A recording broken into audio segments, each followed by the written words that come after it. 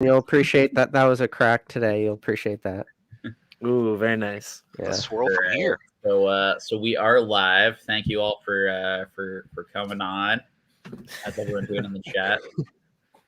Got some PK cracks going on. Yeah, so no real plan for tonight. Invited a bunch of great people from the hobby on. I think people are just gonna kind of roll through, hang out. If people have questions, they want to ask in the chat, feel free to do so. Otherwise, yeah, we'll just kind of hang out and talk. I'm curious. I haven't really caught up with you, PK, or Mason in a bit. How are things going for you, PK?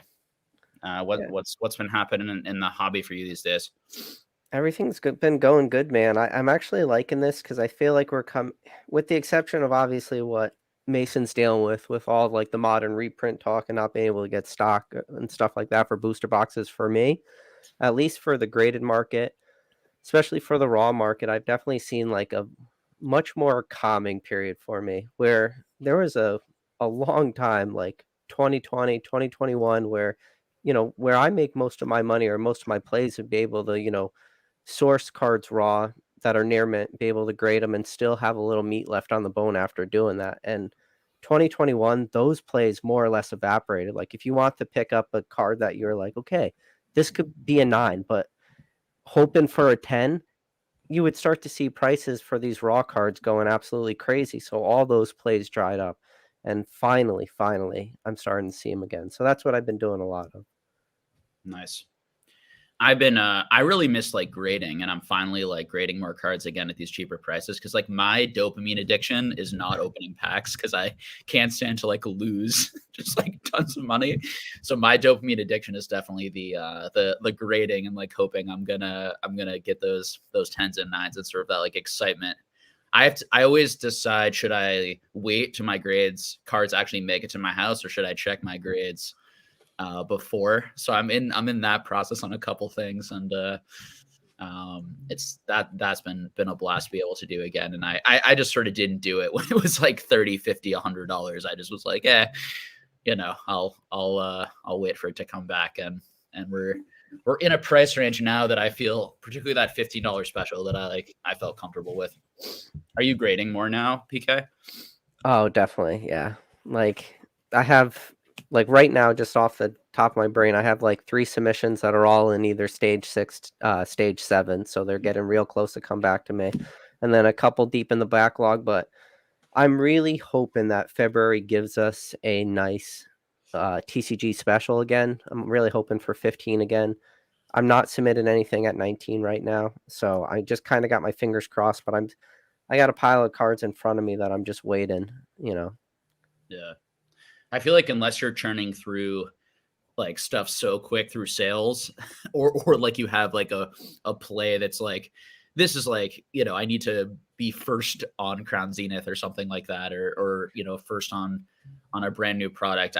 Most people are probably in that boat of like, we just had that $15 one. It feels like they've got to do another one, at some point soon. So why pay the $4 extra a card? That's probably like general sentiment, probably for most people.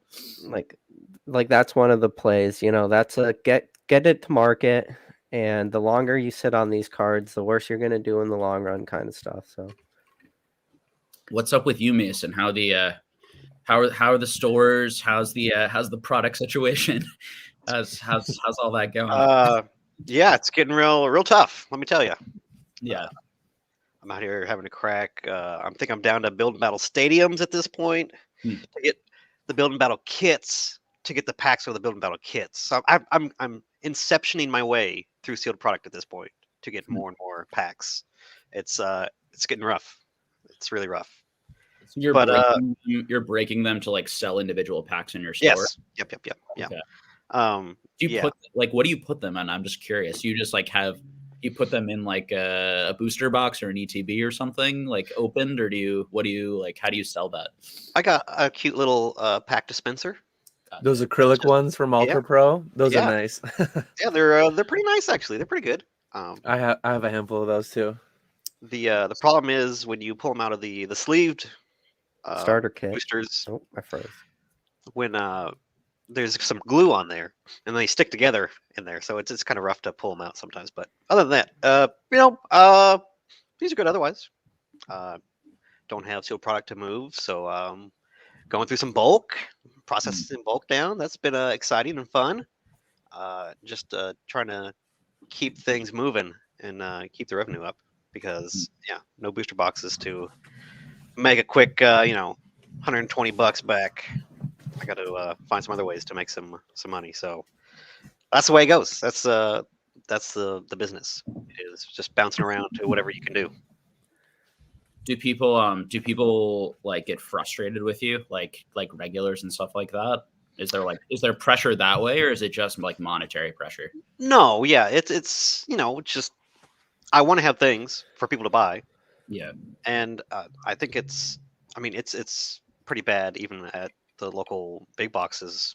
There's not a lot of stuff out there right now, except whenever something new releases. But it can be rough. Like Crown Zenith was crazy. I sold out of that.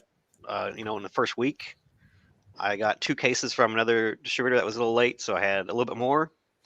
But I'm out of Crown Zenith. I have no idea when I'm going to get any more. Booster boxes are down to battle styles. I think I have 4 between the 2 stores, and that's all I got. Everything else is build and battle kits, pre-release stuff, just whatever I can do. Charizard UPCs are next. Just to try to get some packs. That's UPCs for packs. That's where we're at. But that's just crazy. Yeah, it's getting bad. And like, there's no like what's your you're just sort of purely waiting. You have no sort of sense of like relief coming or some guess about what might happen. It's like anyone's guess. Or I'm listening. I'm just turning on some lights that I realize are off. No, yeah, you're good. Right now, I've asked 3 of my distributors. Normally, if there's like a big restock that they have planned for, they'll like send out and give us a chance to put numbers in for allocation or something like that. Yeah. I haven't seen anything like that from anybody. And I've asked and seen if they know anything. Normally they go about 2 months out from when they receive and get word from Pokemon to when they get the stuff and able to divvy it out and that kind of stuff. But they haven't heard anything for any sort of product. So yeah.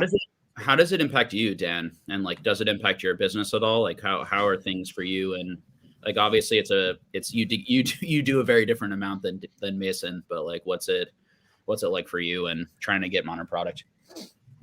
Honestly, it's kind of good in a way, just because I'm completely out of Evolving Skies, but I do have 60 Chilling Rain, probably 100 Battle Styles booster boxes. I don't really sell to like a set schedule, and I don't sell. A lot of people ask, do you wait for an X% gain? Do you wait for a certain margin? Do you sell on a fixed schedule? It's all by feel. I'll just pop up a handful of them, make them live on Troll and Toad Evo when it feels right, when the time feels right. And right now, most of them feel right? Because the prices are really Crown Zenith, or not Crown Zenith, Silver Tempest, as new as it is, being like 130-ish. Lost Origin, 150 plus. Brilliant Stars, 180-ish. Evolving Skies, I sold out a few months back now. I think I sold my last one around 270, 280. So I would rather everything be healthier. I would rather product being more plentiful, but we're just in that weird state still where 9.1 billion cards wasn't enough last year, and we don't know yet what they did this year, but it's pretty crazy how insatiable the demand seems for modern Pokemon still. Do you ever, Mason, do you ever like buy on the secondary market to and then sell that product? Like, do you consider doing that in this environment? Like, have you been able to do that, or do the prices not make sense for your business? Like, what's that been like? Sometimes it does make sense. Like Thrifty was talking in the chat about Squeaks, because I've bought cases from Squeaks before, just to get 2-3 cases of something that, he has low overhead, he can do me a favor and sell me a couple cases for a decent price. So when it makes sense to do it, yeah. But again, you can't have empty shelves. You got to have something on the shelves, at least packs for people to come in and buy, or else, like, what are we doing? So my theory is that it's just Pokemon just preparing us for the big MSRP increase. So we're just inflating the prices a little bit so that when Scarlet and Violet comes out, it'll be fine. It'll look just like all the rest of the booster boxes now. So that's the theory I've got. It's not. I wonder. Yeah, I wonder. Do you feel like they're printing less now? They're struggling to print more. They have some sort of plan, like they're getting us ready for the next year, moving into the next area, or do you think it's just like Pokemon demand is still all-time high? People cracking these things. I don't know if you have a guess or a sense, like any of you guys. I mean, I definitely get the sense that people are definitely wanting to buy packs. I sell tons of packs. I go through up to 120 packs just for when I do prizing for my 2 events I do for Pokemon every week. That's 600 packs I'm burning through just in a month myself, just to go out for prizing. So we're burning through product at a scary rate, and for every week to be all right, I need another 4 cases of sleep blisters, or just whatever. It's a pain. It's really hard.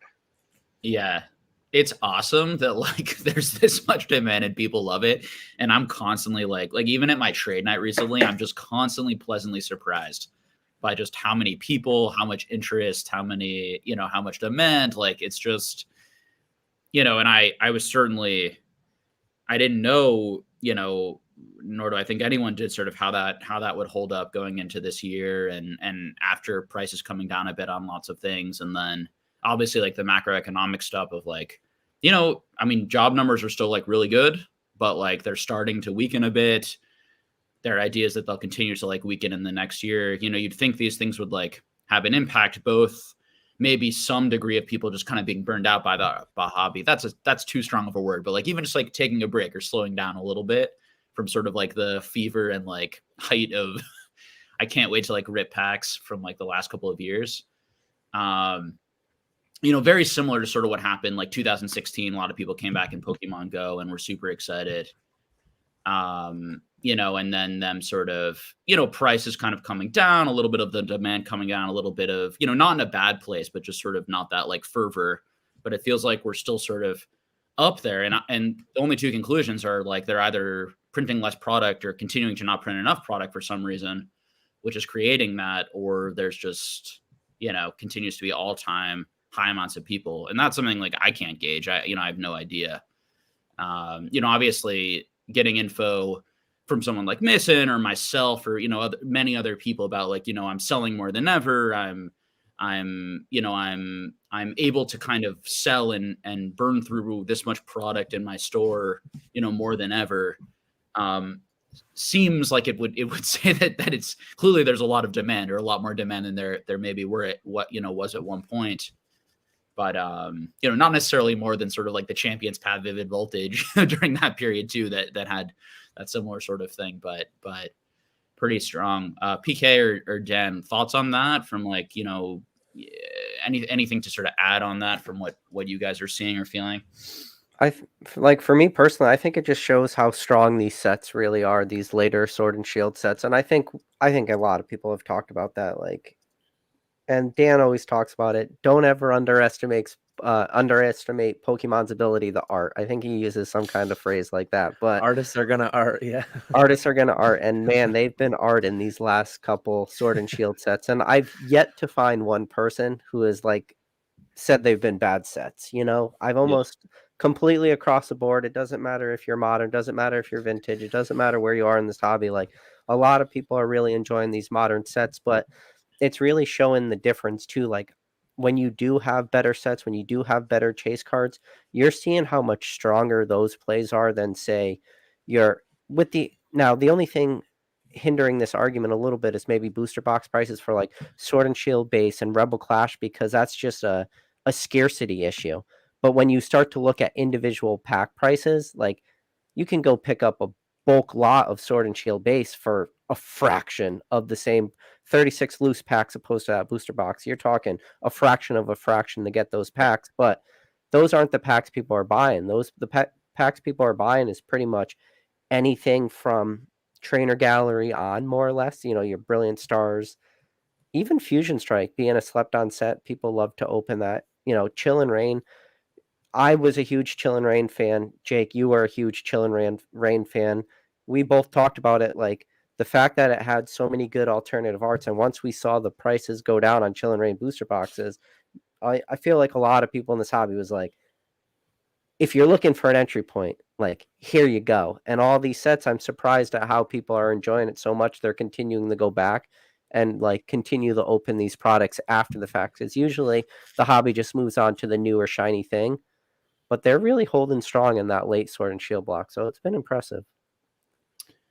Yeah. And I think like, because I think two things. I agree. And I think it's reflected in some of the prices of some of these sets that, you know, sets getting up to 150, 160, 180, 200, like they wouldn't get up there if people were not having strong positive reactions to the sets. You know, I think Crown Zenith is a phenomenal set. I love the amount of just like cool arts. I mean, but there's so many cool arts in a lot of these sets, and even like $1, $2 cards that I think are just phenomenal, like really phenomenal art, really cool. But even sets like Chilling Reign or Battle Styles, which have a lot of cool art and a lot of cool cards, are also 110, 120. You know, again, they got down to $70, you know, a box when people were kind of concerned that they were sort of overprinted and that it wasn't gonna, you know, and I think some of those concerns were legitimate, even if they were overblown. So it's very interesting and awesome, really, that you know, that there's still this demand and intensity, particularly for me, if it's really collector driven and enjoyment driven. And that makes me feel really, really good and positive about the hobby. You know, I do have this, you know, concerns about sort of the speculating, potentially the buying out of these types of products, these types of things, which is a whole separate thing. But I think just the pure, like the fact that people, it's a little hard for me to get there, you know, opening $300 boxes. Like, I don't get it. And as someone who like really likes the art and loves the product, it's hard for me to get there of how that's worth it. So it still makes me a little confused. But just speaking from like an art perspective and an enjoyment of the set perspective, and like me buying the singles, like these $1 to $2 singles, like I was picking up some $1 to $2 like awesome singles the other day to fill out a binder. There's some arts I like so much that I was buying like 30 of one card basically to fill out a binder that are like $1 each.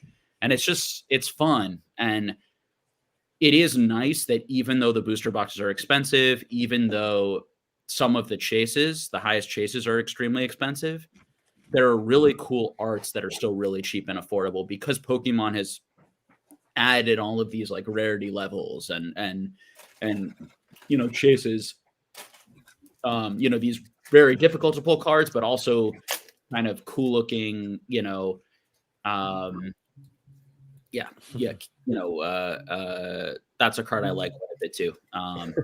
So I think that's fun.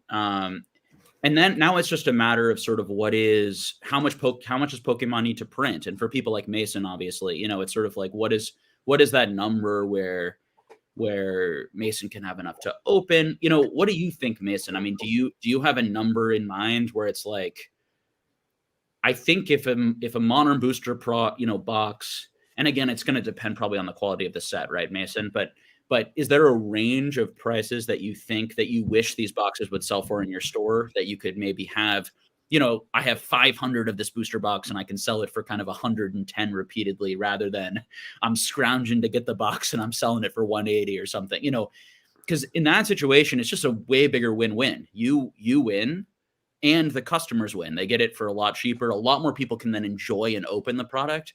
I also think it puts a lot less pressure on the product. And I do worry that, you know, how sustainable is it for average people to be buying $180, $300 boxes over and over again from set to set? You know, I'm just not sure, you know, how long that can last. So, you know, what do you think, Mason, about that? back in the before times, I could just call up a distributor anytime I want and just buy a case here and there of whatever I wanted. That is the ideal scenario, is that I don't have to worry about or pre-planning a month, 2 months, 3 months in advance. Hey, I better buy this much product to get to the next set, or else I'm not going to make or have enough product to make it to the end. That would be the dream scenario. Still have the same height and popularity and the amount of people that are wanting to purchase from me, but I can just sell it and flip it forever because there's a constant supply at distribution for it. That's the dream. So in order to do that, they would have to be a scenario like like the Chilling Reign, Evolving Skies, Celebrations, Colossal wave of product. It'd have to be that level of product, except we're not all on the hook for it yet, and it's just is there and available for people. I think that's how it needs to be. That's in order for things to be healthy and prices to, I don't need to make, and I don't have to sell these boxes for $140, $150, $180 for a Brilliant Stars booster box right now, because I'm not paying that at distribution. Brilliant Stars isn't even available, but I can buy an Astral Radiance from a distributor right now, a limit of 2 for 125. Nice. So I can sell it for 140. Yeah. And that'd be the same price if I was buying it at 86 and selling it for 110. So, it's not helping me at all. These prices aren't helping me at all. I need packs and I need boxes that are cheap so that people can go and have fun whenever they get their paycheck on Friday and go and open a box if they wanted to. That's what I need. And I feel like it's very like I don't really get it from a collector standpoint, and I'm interested to hear. We got the old card shop, we got to Green Shiz on here. I pass this on to you guys, but just like from a collector, so we're all collectors, as well. When I can buy like 30 of like a really cool art for $1 from some of these sets, versus opening the product for 130, 180, 300, it just doesn't feel like I don't get it, like that much joy or those price points. It just feels like for me, $100, $110, I would open like maybe 1 or 2 boxes of every set, something, just for me personally. But everyone has a different financial situation. Everyone has a different sort of like how important it is to pull their own stuff versus how they, some people don't like buying raw stuff. They just like pulling stuff themselves and these types of things. But then the Japanese side too, where we're seeing $100 plus boxes on boxes that used to be like 50, 60, even down to $40 in some cases, but some of the singles and some of the cool cards still being really cheap. Obviously, like the top chase cards are like really, really expensive too. But I feel like some of these like character rares and some of these like $1, $2, $5, $8 cards are like almost as cool, or in some cases even cooler than some of the cards selling for like $200, $300, $400 for me personally, as I like get to look at them and engage in it. But would love to hear from you guys on that. Whoever wants to start. It's Jake. It's because you're a value collector. That's why you understand what you like, and you're not going to overpay for it. Like, I got 2 cards in front of me. I showed them on the stream the other day. Like, think of that sealed booster box. Yeah. And think of that sealed booster box. There's not a chance in hell I'm opening, like Emergent Powers booster box to pull the Tornadus or black and white base to pull that Reshiram. Like 0% chance. So look, we got all stars in this chat right now. But we're doing it tonight. We're gonna have a full the Jeopardy panel. For me, and I would like to hear one of Josh's thoughts on this is where I keep going back is, especially with the super modern stuff, when it creeps up to the 180, 200, I'm not opening it because I've already had my entry points in that product for a long period of time. When you think about the modern window, right? Like, by the time booster boxes get to 180, 200 for a modern product, I have already like made my position in that in relative to the time period, like a long time ago, So that's where I struggle the most is who's not picking up their booster boxes at 95 or 100, or even let's go on the high end, say 105, 110. Like who's not that person picking up at those prices?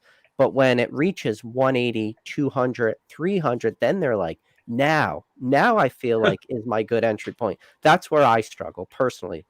Yeah, I do too. How about Josh or Josh? Go ahead, Josh. Or What this do you Josh. guys, sort of, anything on this topic of just, Yeah. and we've been talking a little bit about, and I'm assume I know you have Distributor, Old Card Shop.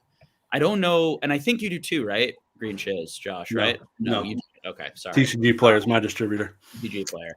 But because we've also been talking about just how difficult it's been to get product, the overall prices of the boxes, sort of as a collector, does it make sense to buy the cards, buy the box, buy the big chase cards, buy the cool little $1 to $5 cards? Like, anything in there that you want to touch on, Josh, would be great. Go ahead, Old Card Shop. First of all, thank you. Hello, everyone.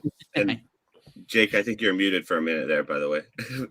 But thanks for having me on. Good to see all you guys, all you legends on here. Hope to see a lot of you guys in Orlando.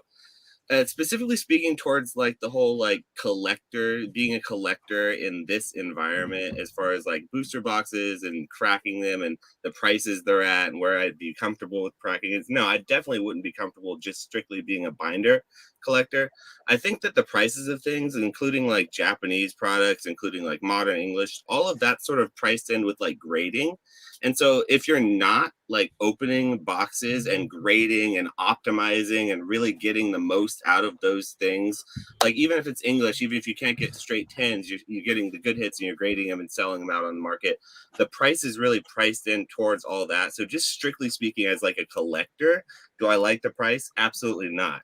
But like if you're thinking about it and you're engaging with the market and you're having fun with it and you're selling into the market, you're also a collector, I think that the prices make sense on some things, though on a lot of things they don't make sense to me at all.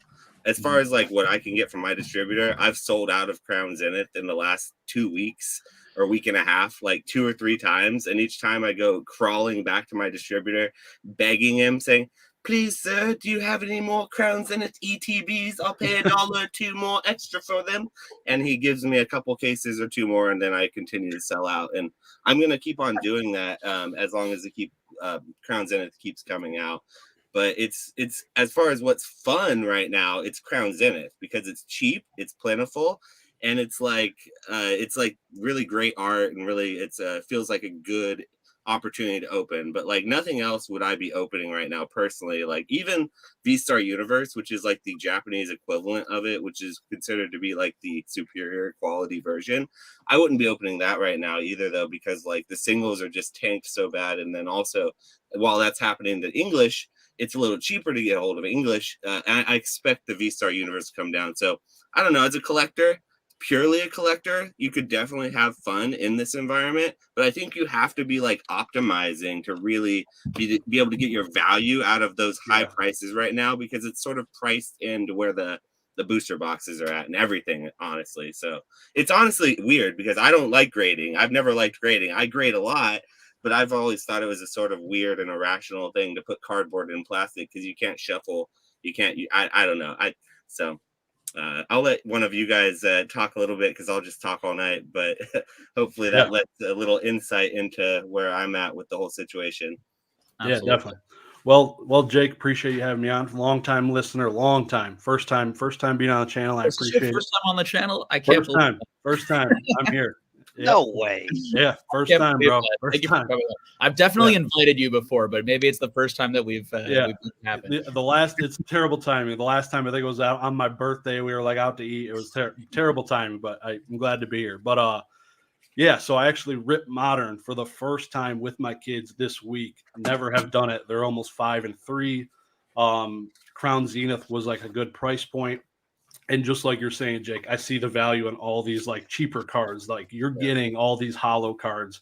My daughter's like counting the shinies, like wondering if she won the pack battle against my 2-year-old. And like the Lapras, $2 Lapras card, it looks freaking beautiful. So some of this expensive stuff, like I can't justify cracking that to open it with my kids. Like it's definitely got to be well below $100 for me to do that. Like opening that, it's more so I see it for like the players, they're trying to get the cards they need, or like the other Josh said, like you're optimizing and you're trying to either grade the hits or flip like old school does, selling 5-cent singles on TCG Player or eBay. I don't know how, like PK said, I don't know who the people are buying these $300 Evolving Skies boxes.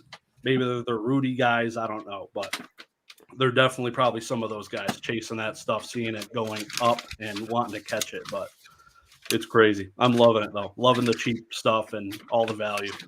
Yeah, it's really tough for me when I I'm blanking which set it's from. Like I just saw this like Smeagol art the other day that I just like really liked, and like I could buy like 30 or 40 of that card and fill it out on like multiple binder pages, which is like hilarious and fun. Yeah, and that's like $70. Yeah.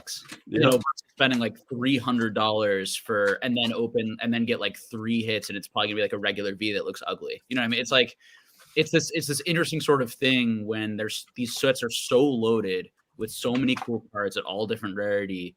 Want like. And so it becomes stranger to me when I see the prices. Oak, thank you for joining us. What do you think, Oak, about as a collector right now? Are you engaging in Modern? How are you engaging in it? Sort of like why? Anything you want to add? That's kind of what we're touching on and discussing. Well, hello. I'm very thankful for having the opportunity to come on too. It's my first time. Definitely broke my Pokenomics virginity tonight, so you'll get to witness that all together. A bunch of guys watching me break that. Yeah, thank you. I think what I'm really enjoying right now about modern cards in terms of collecting, like directly to what you were just saying, is we're not just trying to get like the Charizard hit. Like it's not just about the one hollow in a set or the one fancy Charizard card. People are collecting the different illustrators, like the people that are actually making the artworks, like they're collecting those, which are commons and reverses and stuff, and people are collecting alt arts of like Hoot. Like who would have said that you'd be collecting Hoot cards years ago? Like it's just not a thing. That's like one of my favorite cards, the Hoot that I have from Battle Region. Like it's just like modern. It's just changed the game a little bit on how we collect in terms of how we view the set, and that's exciting. Obviously, there's a lot of them printed, so that changes things a little bit. But people's view on newer cards and new sets with the different styles, I think that's been a part of why it's selling so well. Honestly, modern cards, just like people have their own version and making the most out of whatever they think what appeals to them. I think that's really wholesome. I really love that about modern at the moment. I hope that answers your question. Yeah, absolutely. Do you think for you, and I'm always interested, for you, is it worth opening packs for you?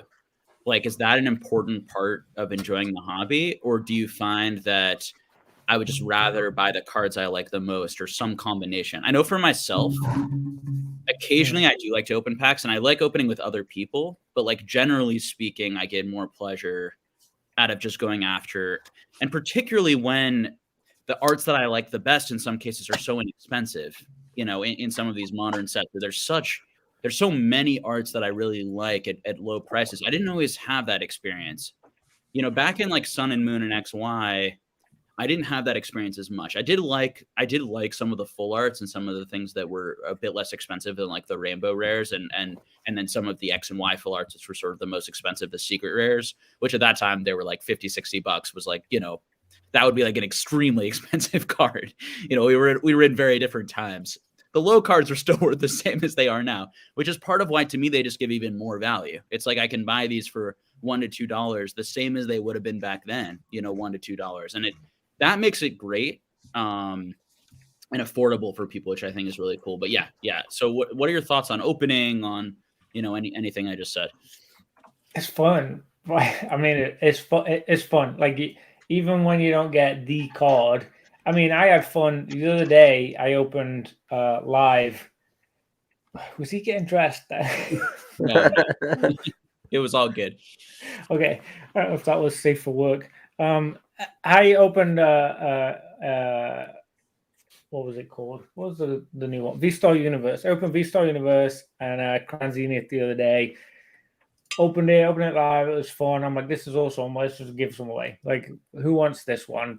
Apparently this one's really good. Like, it's just the experience. I opened a lot of packs. I did not pull the card that I want. I wanted the fancy Pikachu where he's jumping out of the, out of the center of the card, and no fish, no dice, whatever you want to call the phrase. Did not hit it, but I had a lot of fun opening it. I got to talk with people. I got to interact. It was like an experience, just the opening and like enjoying it with people and other people being excited about other cards. And I got a pile of stuff I'm going to ship out. I'm a little delayed on it, that kind of stuff. So that's fun for me. Modern specifically, I've had the best luck with buying in the collecting realm, buying the actual cards I want, which is what every PokeTuber tells you to do. Don't buy packs, just buy the cards you need, buy the cards you want to collect. That's literally the way to go. That's the way I do it, really.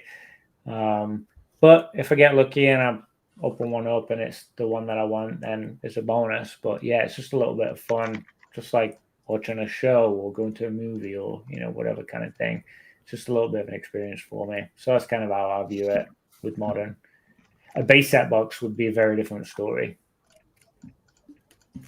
That's like not modern is very, very different experience in terms of opening, which I'm sure some of you guys, we've got Dan spoke several times on opening some of the older boxes. Like that wasn't as nonchalant, as me opening Crown Zenith the other day. It's not the same thing, not comparable at all, but it's fun. Yeah, Dan is definitely an interesting. Maybe I'll put it to you, Dan. Yeah, you have an interesting sort of like you're very, I would say, in many cases have like very knowing you pretty well. You have very good self-control, a good sort of business sense, a sort of value sense. But then you also really like to open packs and sort of gamble. When do you like to gamble or choose to gamble? Like what sort of, when is it worth it for you? What do you go after in sort of the gambling, spirit of the hobby versus the sort of like, I'm going to make a spreadsheet and optimize, every dollar of my collecting and selling. What's that like for you? Yeah, when I got back into the hobby, I came in guns blazing. I missed out on several years, and I was willing to spend a fair bit of money, fair bit of time and effort to flip, to fund that journey of opening every box. And when I was done with it, I kind of was like, I should be set for a while now, open the new sets as they come out.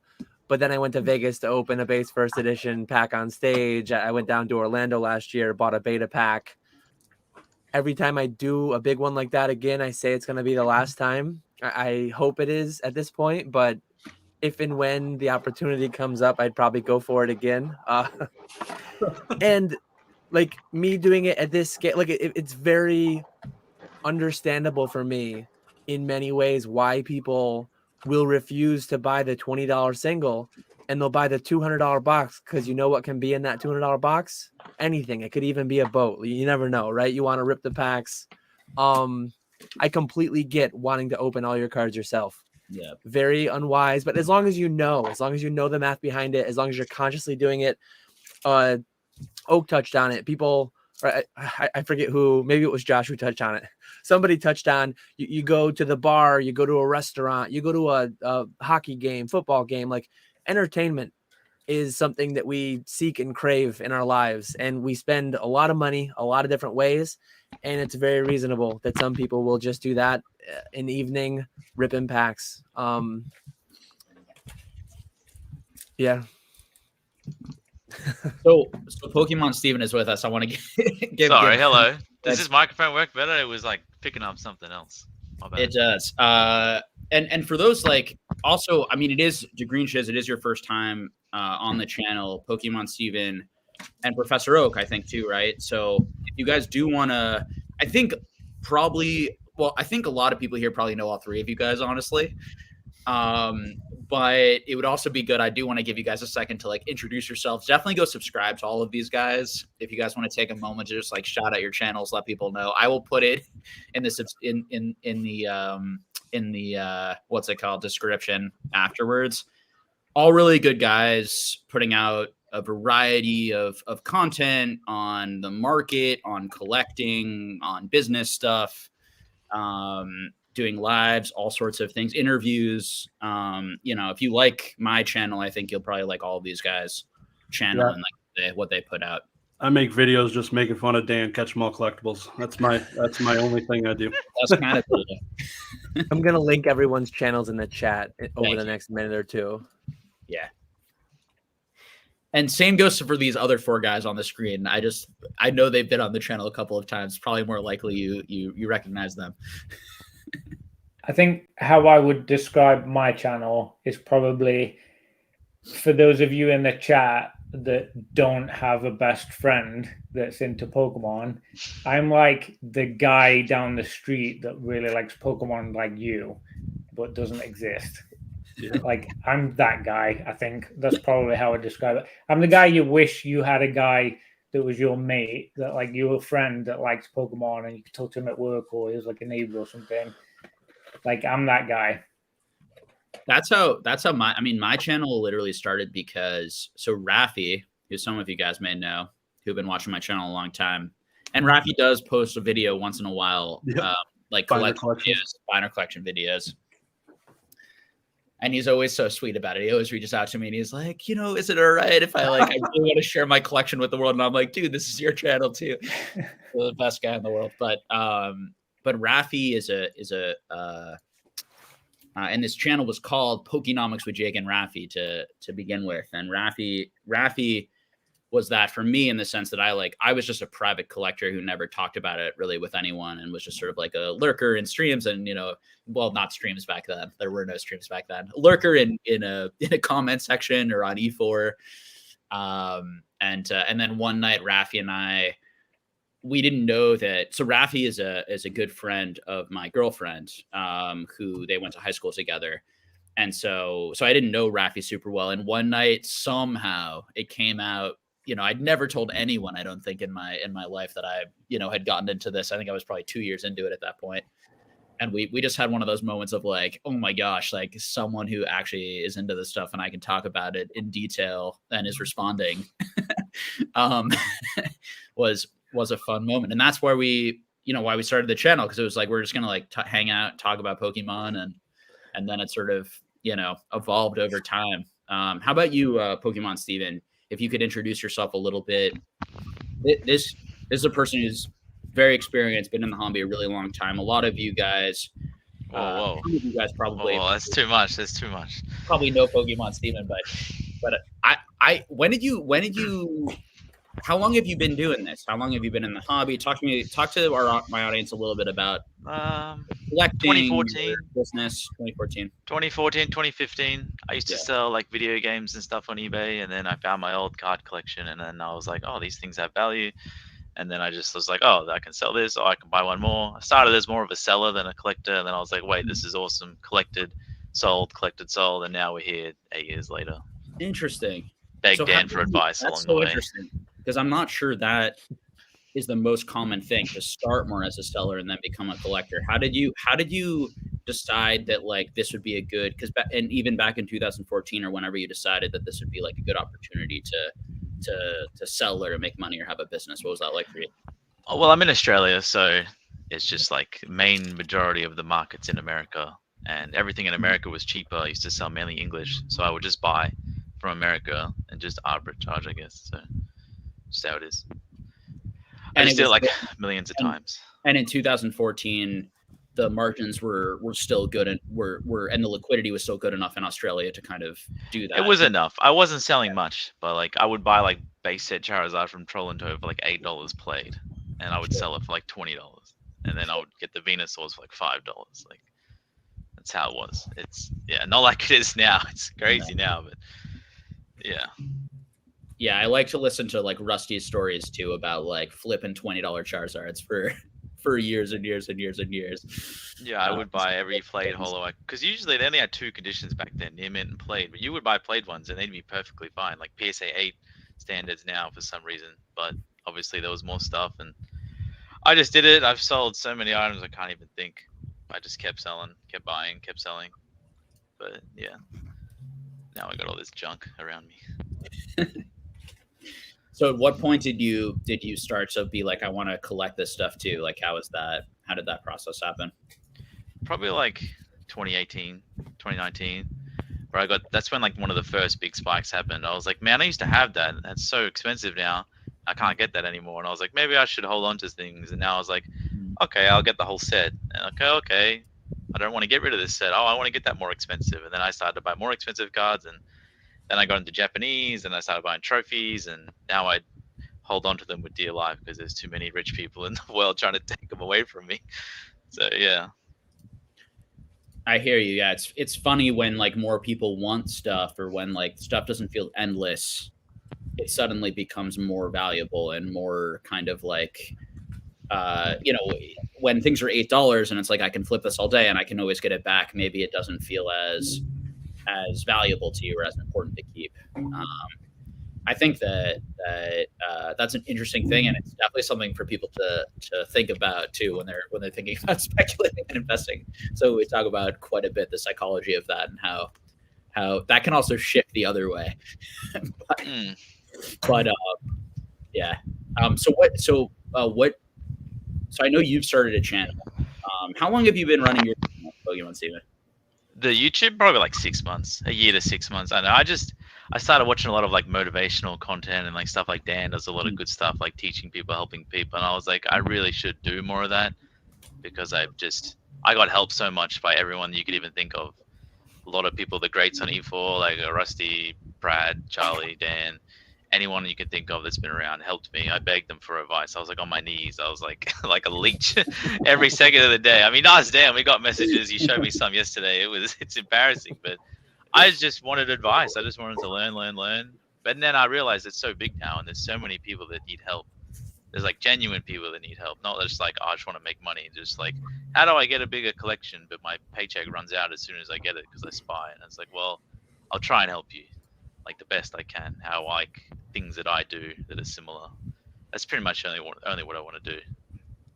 That's awesome, man. Yeah, and like that's the more the better as far as I'm concerned. If people, you know, who have experience and, you know, care about people and want to help them, whether that's, I mean, my channel definitely started from like my passion was helping collectors.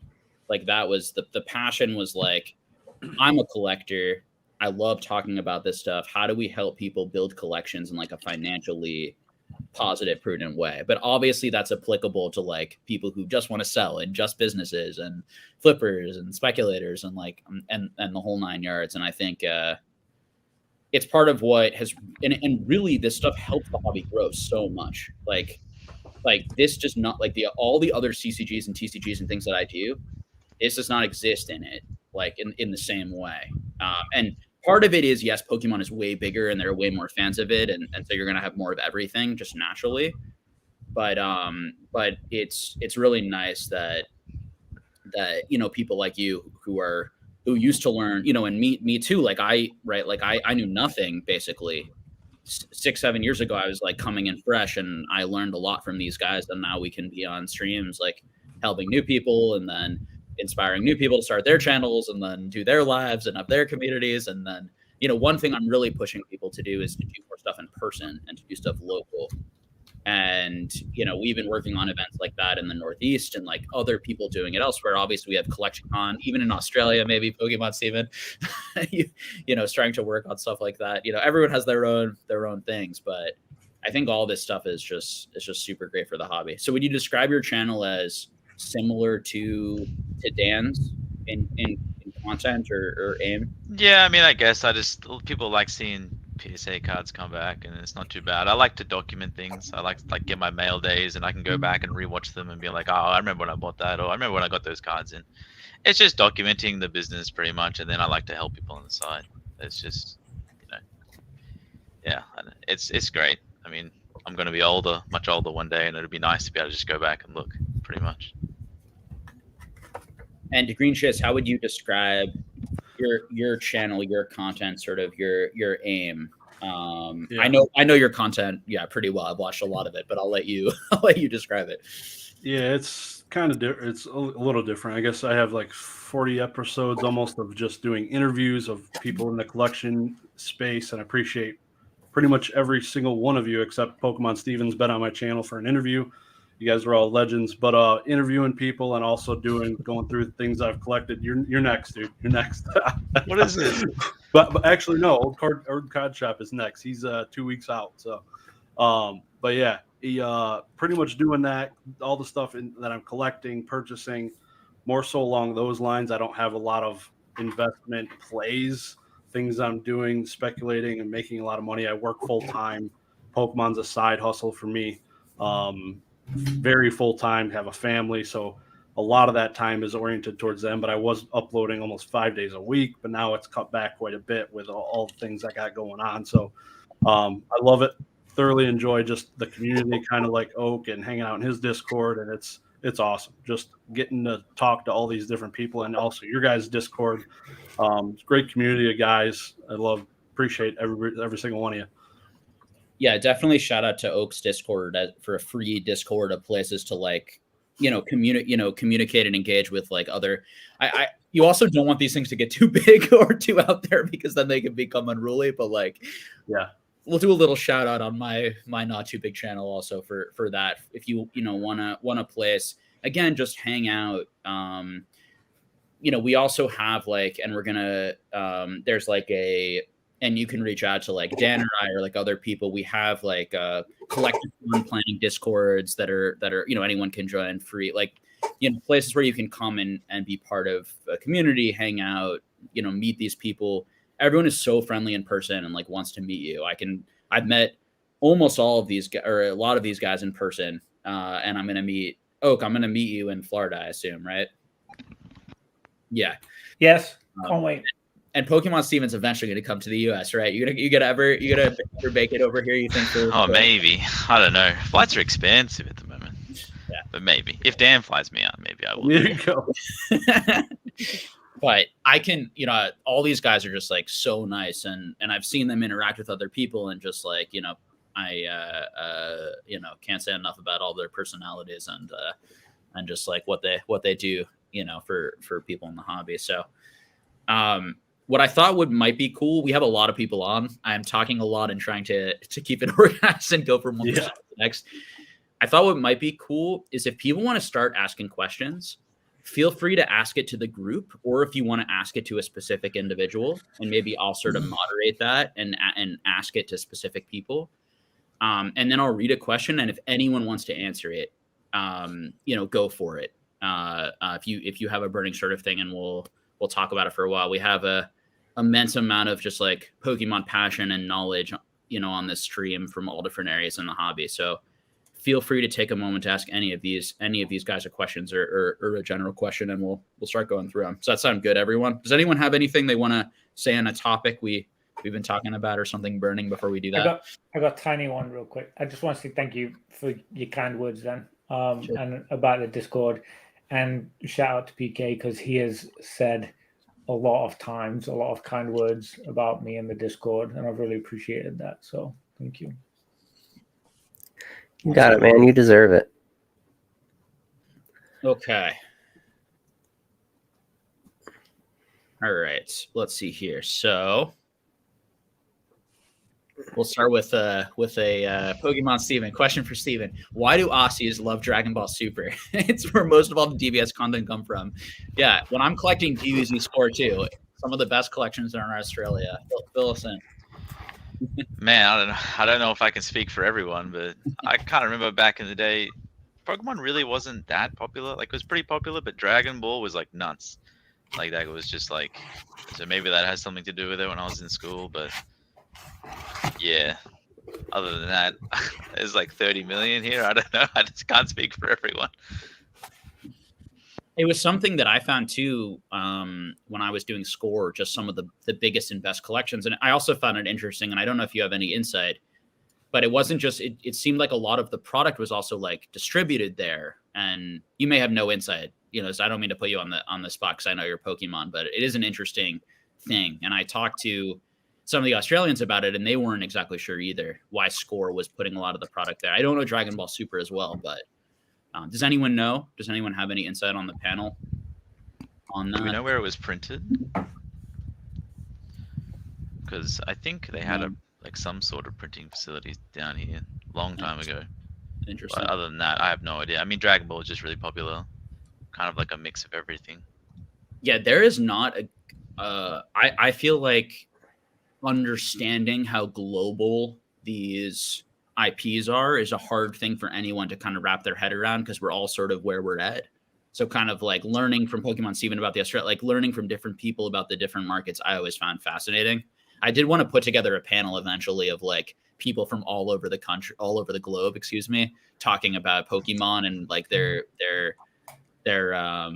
it's hard to find a time, obviously, that works for everyone. That's one of the reasons we haven't done it yet, because everyone has a different time zone. But I think that would be cool to do eventually. All right, let's see. Jake, are we entering into a new Mania phase with the insanity around Modern Booster Box today? It seems very peak Mania to me. I wouldn't say that. You know, it always just like, you know, are there investors who are investing in this product in a way that I think is a little bit bubbly and Mania? Do I think that there are like manic takes and bubble takes? Sure. But do I think that's like even 10 to 15% of the market? Hopefully not. Could be 20, 30%, you know, who knows what percentage. It's not like it's like 90% of the market and like people aren't opening and enjoying these sets. I just don't think that would make any sense. You know, I think people on the panel, people like Mason are selling to people, you know, all the time. Lots of people, you know, Josh here, you know, whatnot, like all sorts of areas are selling to collectors, and people are kind of like enjoying the product. And I you know, when this stuff stays within $5, $10, $50, $100, $150, I don't know if that's continuously sustainable from set to set to set to set. I'm not sure if that's going to happen, but I wouldn't call like how people are engaging in like most of these sets is like Mania. I think people just really, really like the sets, are getting really good value in the sets, and are buying things they like for the most part, with a 5, 10, 15% as sort of a like irrational sort of idea of like what these are going to be in 20 years. And maybe it's higher, and that would be unfortunate. But but I'll open that up to the panel for anyone to also answer or share their opinion. Just jump in, guys. Go for it. And I'm pointing to Mason. Josh pointing to me. Okay. I mean, are we in a Mania state? I mean, I guess it could be argued that we have been for the past 3 years. You know, a lot of people just want to be a part of the party, right? Just want to get in on what's cool and what everybody's liking. I think that's a large part of it. You know, new games come out, and you know, we're always in these cycles of, you know, whenever something new comes out and we get into a new generation, and just, you know, something spicy comes out, it's exciting and people want to be a part of it.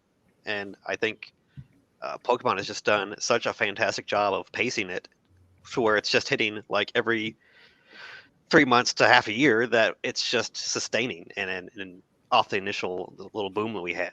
Little boom. Big, huge, giant boom, I should say, not little boom. So, I mean, and, you know, people participate in different ways. It's not like everybody's just buying cases of stuff and putting it under their beds. You know, I, on a daily basis, am shipping, you know, tons of the trainer gallery cards around the country, and, you know, people coming in and buying, scooping up all the cheap rainbow rares because they think they're going to be doing something. You know, people are speculating in that way, and it's the cheaper stuff. It's not everybody, you know, trying to just buy, you know, $100 plus cards and sit on them. It's people that, you know, are trying to make little plays and maybe buying things while you can right now. So, I mean, there's a lot of people participating in a lot of different ways right now. And is it a mania, or is it just, you know, people just enjoying and grabbing things that they think is at a good price? I think it's probably more the later right now at this stage. Anyone else wanna add to this one?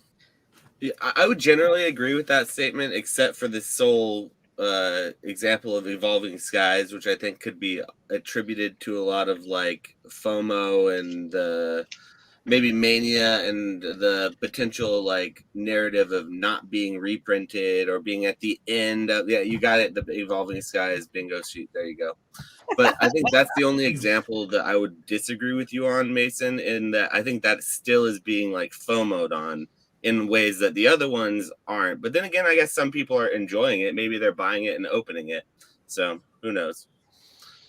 I have everybody that has bought any Evolving Skies for me packs in the past 3 months have all opened it in front of me.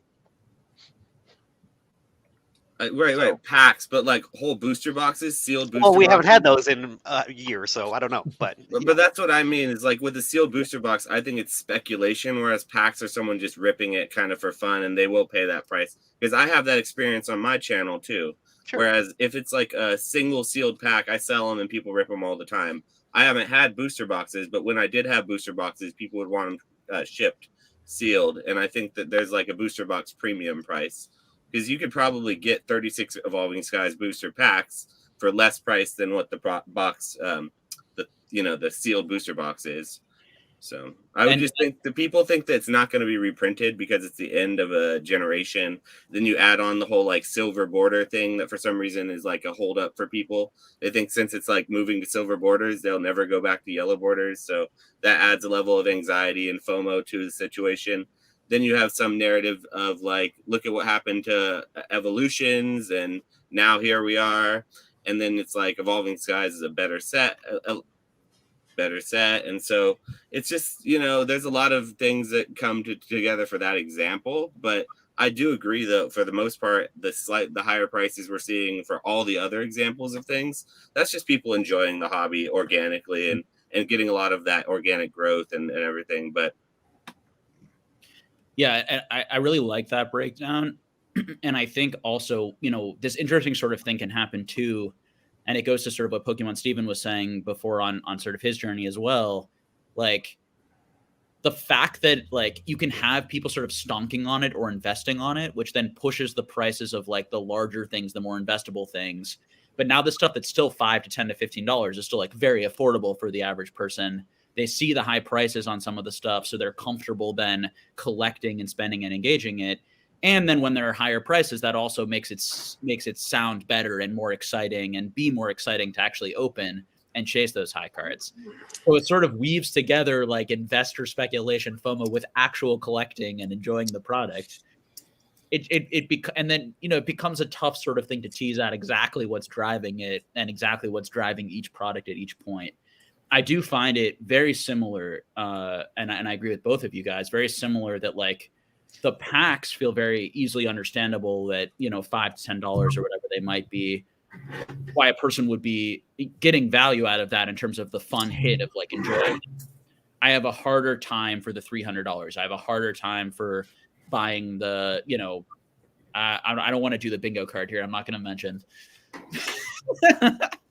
But buying a PSA 10 version of it, an expensive cart, right? It's when we get into that stuff that I move from sort of collector to like it feels investor-y. Does that make sense?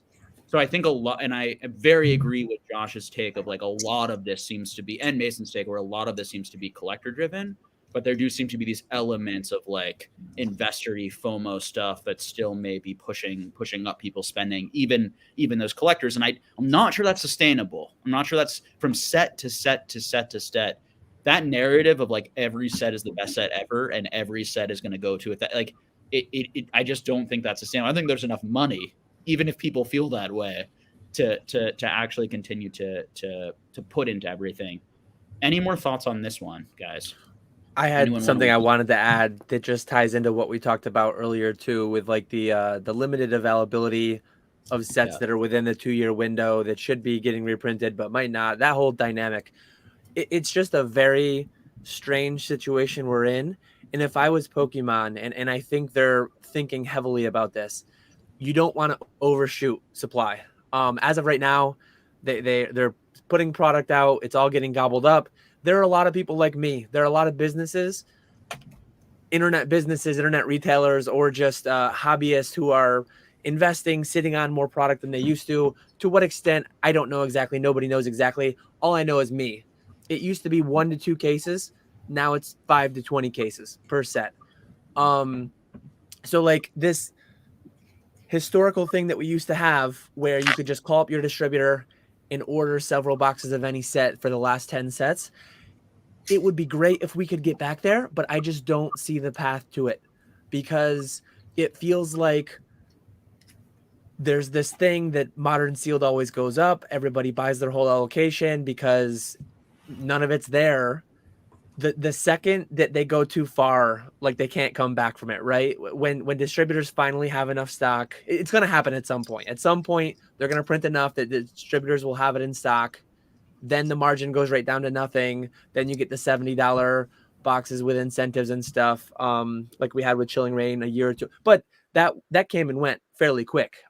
Had they gone further, what would have happened? Like, I think some amount of people don't understand it, but Pokemon could be underprinted. I'm very interested a few months from now to hear what the number is. 9.1 billion last year. I'm interested to hear what the new one is, but Pokemon, it is in their best interest to print slightly less than whatever demand is, because if they go too far, it could definitely, I'm not saying like it could be the beginning of the end and Pokemon's going to fail altogether, but there could be a lot of pain, especially in this broader, just general world market environment we're in.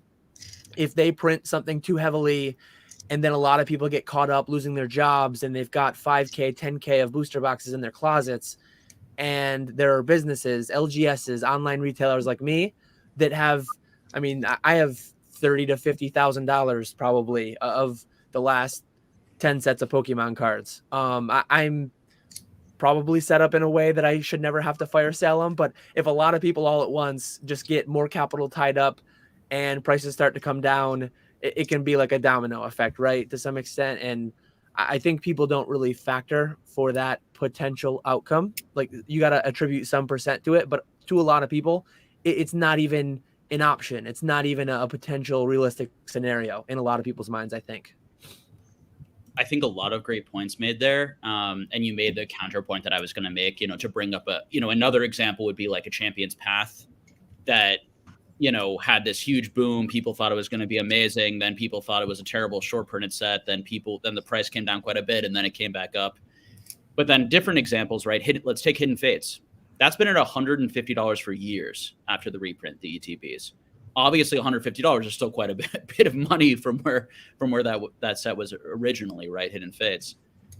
Let's look at Shining Fates. How do you figure out, and this, if you're investing or speculating on modern sealed product, trying to figure out what happened with Hidden Fates, what's happened with Shining Fates, what has differentiated those sets, what happened with what has differentiated those sets from Champion's Path, what differentiated those sets from these other sets that have, even if they've come down, and we'll see with the Charizard UPC will be an interesting one to look at, right? Okay, maybe that's come down. A lot of people were buying it. I don't know where that is right now. Does anyone know? I'm sure one of you guys knows where the Charizard UPC is selling at now. 90-ish, I think. Yeah, it might be 105 on TCG Player, maybe. But I think lots of people were buying that at like 125. I think was the price I was seeing, maybe 120, 125. You can buy it. But that set in a year from now, it could be 150 or set. That box in a year from now could be 150, it could be 125, could be 200, could be 250. We're in a time where it's like, it's very sort of like, we've seen some sets hit that moment where it's like there was negativity, and then all of a sudden, if you bought it at that low point, it then turned, and then other sets where there was sort of that negativity, but it sort of stayed at that price. And this is why it's quite speculative. And then there's also this looming risk that Dan is talking about, and I've talked about, at great depth, that like a lot of this stuff could end, like how like the whole sort of even some sets, like right now you're in a great situation because almost every example is either gotten better and you've made money, and then there are a few like Charizard UPC, you've lost some money. There are a few examples where after fees you've definitely lost 10 to 15 to 20%. But overall, if you had bought a booster box of everything, you would have done very well, right? But we may get to a point where only buying the best set would have made you any money, or we might get back to a point where none of the sets make you money after the fees, and the only people that can still make a decent profit are the Masons of the world, are the people who are getting it at lower pricing and then selling a bit higher, or we make it to a point where Mason's getting stuck with product. And we've seen that in Pokemon where people were unloading booster boxes for $56, $60, $70 years ago. So just understanding that all of those things have happened over the last 15 years and understanding the moment you're in, then you'll correctly assess the risk. For me, And for a number of people here, we are still buying modern. We are also speculating on modern in various degrees, but we also, I think most of us understand that downside potential and are factoring that in. Anyone else want to add to this about sort of what they're doing or anything to add to the discussion before we move on to the next question? Okay. I'm sure PK is just showing that boxes were $60 at one point a few years after the boom, the big original boom. And let's plug the Patreon, right, Jen? On Patreon, Dan did a presentation, right, on what vintage booster boxes cost at different times. Base set, jungle. How even now it's very different time period, and we discussed that in that video. But it's people can use data and history in a lot of ways to sort of skew people's thinking, and it's very important to have one picture. Rather than cherry picking any data to tell any narrative. Okay. Real quick, this is a tiny one. I'm not going to start a new conversation, but I do think it's interesting that we had the big boom and the big hype, and a lot of people got straight back into it and started spending money and getting crazy, opening packs. It was really difficult. I remember going to stores and there was nothing. They had literally nothing. We all remember that.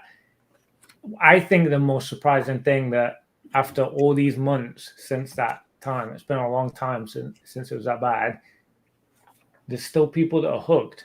That Bob is pretty set in for a lot more people than I thought there was going to be. I thought it was going to be a much bigger decline, much sharper decline, shall I say, than what it's been. There's still people chasing and buying out Crown Zenith, at Target and stuff. Yeah, that's crazy. It's been going on for this long and people are still really excited about it. I feel really good about that. I think it's a really good thing. I mean, there was a maybe a month period or maybe 2 month period where the Pokemon hobby was dead, where people were coming out with videos during the Chilling Reign battle styles moment when those were printed so much and prices got so low. It's dead. Things can shift very quickly, but clearly we're in a good. I mean, right now, who knows? I mean, this next set could come out. People are so reactive to one thing or the next. The next set could come out. They could print so much of it that prices could go low, and then a very different narrative could be made. I think it's just really important to know your history, right? And the longer you're in the hobby and the more conversations you have with people and the more you're engaged in the data, the better off you'll be. Now we're still all in some ways, guessing in the dark because we don't know the print runs because, these are tough things, but the more you're engaged in those numbers, the more you'll be able to, I think, correctly sort of calculate the risk for you. And that's also as a collector.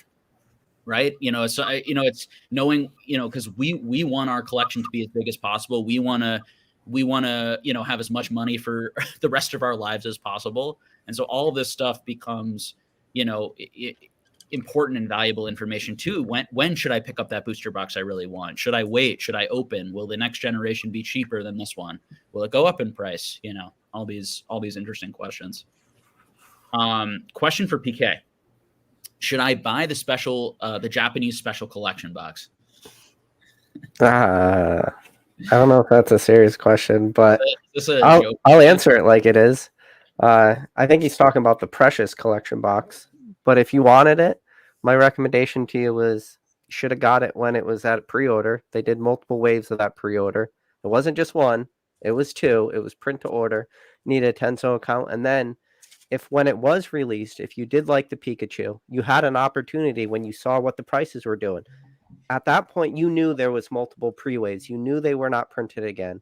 When it hit the market at the very initial release, and there was $400 a booster box, or not a booster box, Pressure collection box, that's a lot of money.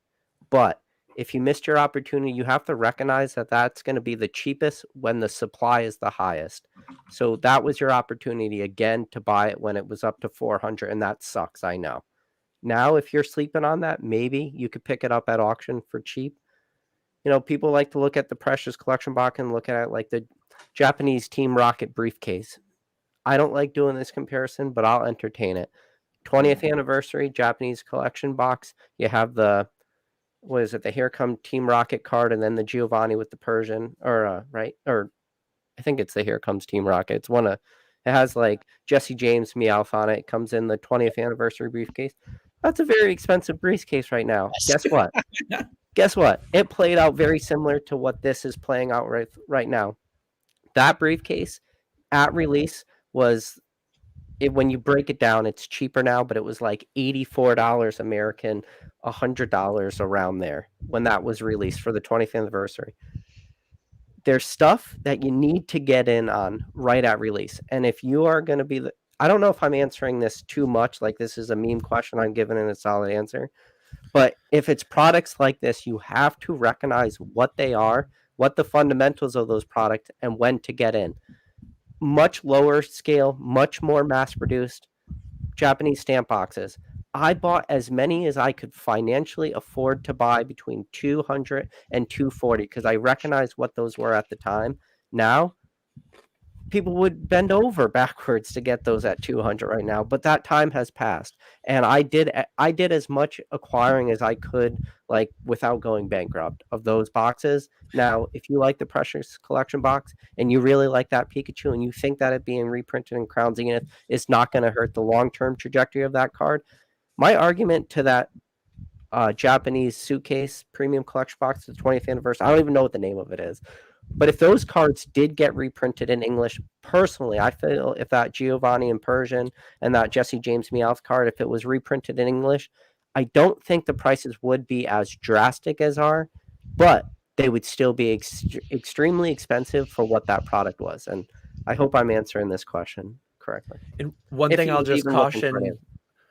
caution real quick is don't spend so much time like looking back. I can't believe I missed this. I can't believe I missed that. Should I buy it? Should I not buy it? Because like this year, there'll probably be something else really cool. Next year, there'll probably be something else really cool. It's fine to miss things. Don't get caught up in the FOMO. If you want it, if you're conscious of what you're spending, if you have the money, feel free to go ahead and buy it. But yeah, I think a lot of people spend a lot of time. I can't believe I missed all this stuff. And then they like miss more things in the now because they're lamenting what they missed in the past. Well, plus also isn't the English isn't the English in Crown Zenith that's like $35 and textured and superior in every way anyway? So just buy the English one. So there you go. There you go. I like it. You can read it too. I think we're having an interesting moment with Japanese stuff, where Japanese is very popular all over the world. There's certainly like Chinese. Like there's an interesting sort of thing happening to a lot of these products, both the modern stuff and the vintage stuff and the niche stuff, that I don't know. So just if you're buying into these markets, they could continue to go up and expand, and you might want to get in. You know, I can't predict the future and know what's going to happen, but like there's clearly something happening, you know, with a lot of these, the waifus, the specialty boxes, the Japanese World promos, a lot of Japanese, you know, Pikachu promos, Ponchus, you know, Screams, like they're and it's a global event happening. So you might be buying in towards the top, you might be buying in on the way up. You know, I don't really know, but I think it's an important thing to mention. And you know, I'll put it into the. Well, anyone else want to make a comment on Japanese special collection box? Any specialty collection box from their experiences? Just buy one. If you like the card, just buy one. It's good. Don't think about it as a financial thing. If you like the way it is, you get a cool shield, you get a folder, you get some like playmat and some other thing. Just buy one. I mean, it's cool if you can afford it. If you can't, there'll be something else that comes out. It might be cheaper. It might not have a card. It might be something different, but. Yeah, just get one if you like the card. That's pretty much it. I think it's like the next thing might be cheaper. The next thing might be more expensive. The next thing might be cooler. The next thing might not be as cool. It's sort of like, you know, if you really love it and you can afford it, you know, go for it. No one's going to be able to give you more of a amazing prediction on which ones are going to, you know, do the best. People maybe like to say, I have amazing taste, and I knew it was going to be Screams, and I knew it was going to be Full Art Pikachu, you know, and I knew it was going to. It's like, you know, there's a lot of things. There's a lot of cool things. There's going to be a lot of cool things. You know, collect what you love at prices that you can afford. With that stuff is probably generally good blanket advice in this moment. Anyone want to add thoughts on that? Japanese is a bag. No, I'm sure. Japanese Pokemon cards suck. English only. Really? Just Are we doing this? We're joking. All right. We're joking. All right. Someone wanted us to debate that. I think because some Japanese cards. There you go. Yeah, I mean, I think about 40 to maybe even 50% of my collection is Japanese. So I like it all. Dan's got some Japanese too. I like everything. All right. Kind of a broad open question. What do you guys think of the current market? I feel like we talked probably a decent amount about modern. Does anyone want to touch on middle era, vintage, anything particular when they're thinking about the market right now that they'd like to share?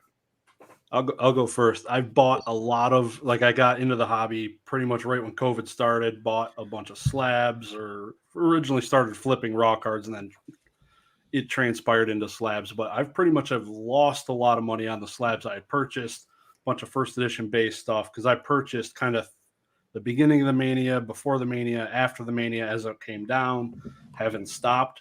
Some of the more recent purchases have probably been some of the better ones, but vintage from when I got in has not been amazing. So obviously Pokey Steven 2014, or Dan, or you, Jake, a lot of these people have got in PK way before I did, obviously reaped a bunch of benefits buying some of these vintage slabs, but I might have gotten wrecked probably the most out of everybody in some of these vintage things. And I haven't been a sealed collector at all really until maybe a few modern things I've picked up, but thoroughly enjoy my collection. But definitely it doesn't feel great seeing first edition base stuff and a bunch of the Yu-Gi-Oh stuff I luckily just got into more Yu-Gi-Oh stuff, but that has come down even harder than Pokemon vintage stuff. So it's awesome time to buy for me right now, better than it was 2.5 years ago. So it's crazy.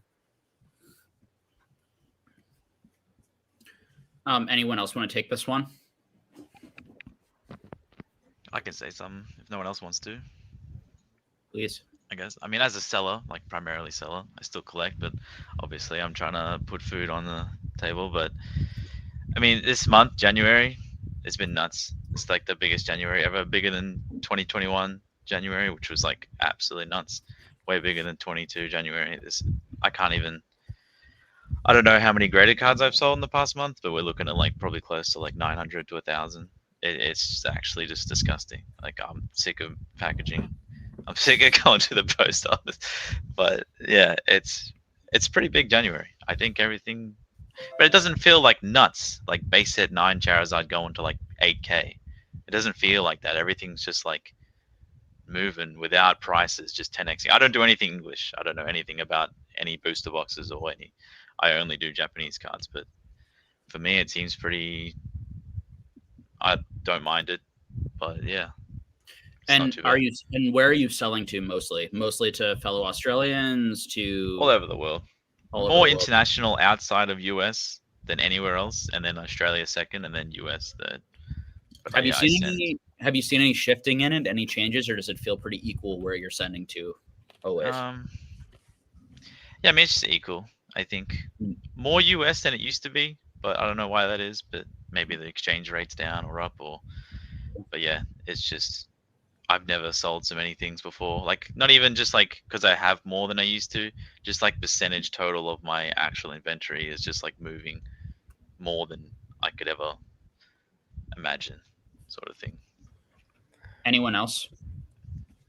For me, current market is fantastic. And listen, if it has a 10 on it, it sells. I'll put it that way. Doesn't matter what it is. If you're priced to sell, you can move anything, as long as that grade is a 10. If it's a CGC 9, it's going to be hard. But if it's a PSA 10, it's going to move if you really want to be lowest on the market. And right now, a lot of my PSA 10 plays are volume. I'm doing a lot of the same cards. I'm trying to get... It's been good. That's all I got to say about that. Flip side for the buyers, I feel like availability is an all-time high too. When you're collecting sets and type of cards and stuff, I feel like I can jump on, and out of the 20 cards I'm looking for, I could probably get 15 today. like easily. Like I feel like it's really easy because there's so many people listing and there's so much like interaction, like so much happening with it. So that's pretty cool too. I think it's good on both ends in that sense. Yeah, I think Dan and I feel the same way, and we both talked about this in our Patreon. We start every month with sort of our monthly kind of update on how we feel things are going. Selling great liquidity right now, selling a lot. I don't think that was particularly reflected right in the overall eBay numbers we looked at, but those might lag. Do you want to talk on that, Dan, in any way? Yeah, for anyone who has an eBay account, you used to have a store, but you don't even have to have a store anymore, as far as I understand. Terapeak gives you, eBay will only give you 90 days for sold listings. Terapeak will give you 2 years, and you can almost do, it's almost like a Google Trends type search. You can search Pokemon cards over the past 2 years, and you can see it's obviously not great because it pulls in a lot of things when people use bad search terms, but you can do Pokemon PSA. You can do base first edition PSA. You can do whatever terms you want, and you can just see how those have trended. Gross sales, average sales volume, average sales value per day, per week, per month. And generally speaking, for the past year, it's been relatively flat. I mean, trending down through a lot of last year, but relatively flat, just according to those search terms.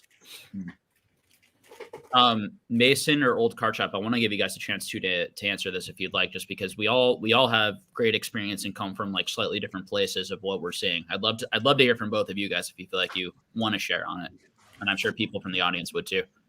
Yeah, I mean, like I said earlier, I mean, I'm selling expensive stuff, cheap stuff. My cases are looking ratty just because I can't keep alt arts in. I can't keep rainbows in. Like it's everything's selling at a very fast pace. Yeah. And we're even going back and we're listing, WotC era, mid-range stuff as well. And even in poor condition, they are still selling on TCG Player, which before was never a thing on TCG Player. Like you didn't see these cards move. I think now more than ever we have buyers and then even more sellers on TCG Player and listing these cards from Skyridge and all these kind of harder to find but still popular sets now that we just had never seen before. So when I list stuff on TCG Player, sometimes I'm amazed at how fast even like moderate heavy damaged cards will sell. Even WotC stuff, multiples at a time. People buying 20, 30 cards at a time, all in damaged condition. It's pretty crazy. It's pretty wild to see that kind of stuff moving. And again, really cheap, like rainbow rares, just anything under $5, multiples, 20, 30, 40 cards at a time. Pretty crazy that there's people out there just still spending tons and tons of money and on cheap stuff. Yeah, I have the same reaction too, where I'm like, it's just awesome that I'm unsure I'll be able to sell a card and then I sell it for like $20 or $30 or $40. And it's like, wow, okay, phenomenal. It just seems like there's a buyer for everything right now in all different areas. I will say, I find it a little difficult to sell some of my niche, like more expensive stuff, but even that stuff I've been able to find some buyers for and move decently. So, and to piggyback on Oak's point too, I'm also buying and a collector, which also feels really great. So it feels like the only issue is sort of like not enough maybe sealed or not. It's like there seems to be enough singles across the board. And maybe Mason, for you, there aren't even enough singles. They're selling so quick. It's like because it might be, where are you going to get them to then sell? I'm not sure how you acquire singles. I imagine a lot of it is people coming in the store and selling to you, and then maybe you're probably not doing this because you probably don't have enough sealed. Are you breaking product these days to put more singles in your cases, or are you even not Pokemon? No, yeah, it's exclusive from collection purchases. Yeah. So, yeah. Hey Jake, you do have a super chat. I just want to make sure from Alex Johnson. I appreciate that. Yeah, I'm probably not going to. I'll read this one, but just so people know, I'm probably not going to we got a lot of questions. I'm definitely not going to skip because of super chat. Really appreciate all the support, but I'm going to take the questions in order, but maybe they didn't know that. So we'll do one skip and then we'll go back to where we were. But I do want to make sure, Old Card Shop, you get a chance as well. If you want to talk about this, or if you feel like it's all been covered, feel free to move us along. Well, I don't think I'll necessarily say anything that is going to add that much nuance to it. I will say that I've seen a lot of new people just in the last couple of months saying that they got back into it because of Crown Zenith, and they heard a lot of, which I found to be just crazy, because in the last 2 years, 3 years, it seems like there were so many opportunities for those people to get into Pokemon, and now to just now be getting into it. Like when I asked them if they liked Celebrations better than Crown Zenith, or if they liked Hidden Fates better, they're like, oh, this is my first specialty set besides Pokemon Go, which nobody likes Pokemon Go. So that's a whole nother thing. Sorry, any Pokemon Go lovers out there. Maybe some of them exist, but it's a tough sell. But I think that there's a lot of new people even getting in now, that's the only thing I'll add, which surprises me every day. Just maybe it's my platform because I sell on Whatnot, which is it's oftentimes you're not like seeing the seasoned veterans going to Whatnot to buy their packs and their cards and their product. You're usually seeing the entry level folks who are, they're just opening up their phone, they're scrolling through the app, and they're clicking on the first stream that they see with the catchy thumbnail. And if the person seems nice and they watch what they see and it looks like that's something they want to bid on or buy, they'll tap in and they'll buy $10, $15 worth of product. And that's their experience with the hobby. And hopefully they're not finding those streams that I just deplore that are, scamming and selling ridiculous things and bait and switching, which I've seen more and more on this platform, on all these live stream platforms. So that's a whole nother thing. I've been feeling a certain type of way about Whatnot lately, and I've been speaking a lot about it on my channel. So if anyone wants to know more in depth about how we're feeling about Whatnot, it's been a little bit rocky lately, but I don't want to clog up this whole live with that situation. I actually wanted to do I think the hobby's real strong, but I definitely think we should hit this super chat up. Yeah, I actually want to do a Whatnot stream at some point with some Whatnot streamers to talk about that platform and what's going on. I was definitely going to hit you up for that, and I have some other friends on Whatnot. You want to do it? No, here. Oh, okay. I was like, with all right. Whatnot streamers. Yeah, I'm going to Whatnot, guys. Holding optional. Well, I've done counter streams on Whatnot as the Crown Zenith was being streamed and being sold for $50 to $60 a booster pack. I would stream saying stop buying stolen product, and it would be a huge on the platform just because it was just really infuriating to me. But like I said, whole nother thing. All right, yeah, that'll be an interesting discussion when we have it for sure. All right, Alex Johnson, thank you. We appreciate I appreciate the support. Financial support. Will a company hold / sell cases that you purchase from them? It seems like it would be good if I don't want to take delivery and have them resell it. We also got Colson here. What's up, Colson? What's up, guys? Only one spot left. Can y'all hear me all good? Yeah. Okay, cool.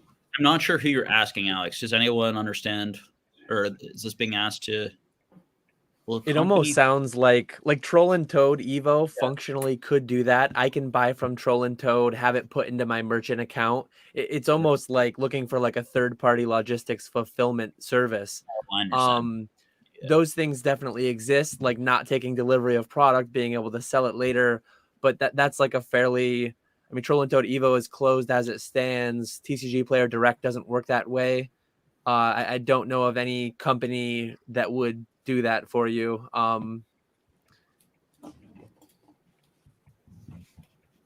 This makes me want to play Hollywood Squares right now. Do any of you guys know that? Yeah. That old game show. That might be funny. Does PWCC let you vault sealed stuff? I know you can do it with obviously graded stuff. I think you can probably vault sealed if you win at auction, right? You don't have to ship home right away. Yeah, I guess PWCC Vault would be the closest thing. I have periodically seen cases of Burning Shadows, Flashfire, things like that. I don't know that they would do.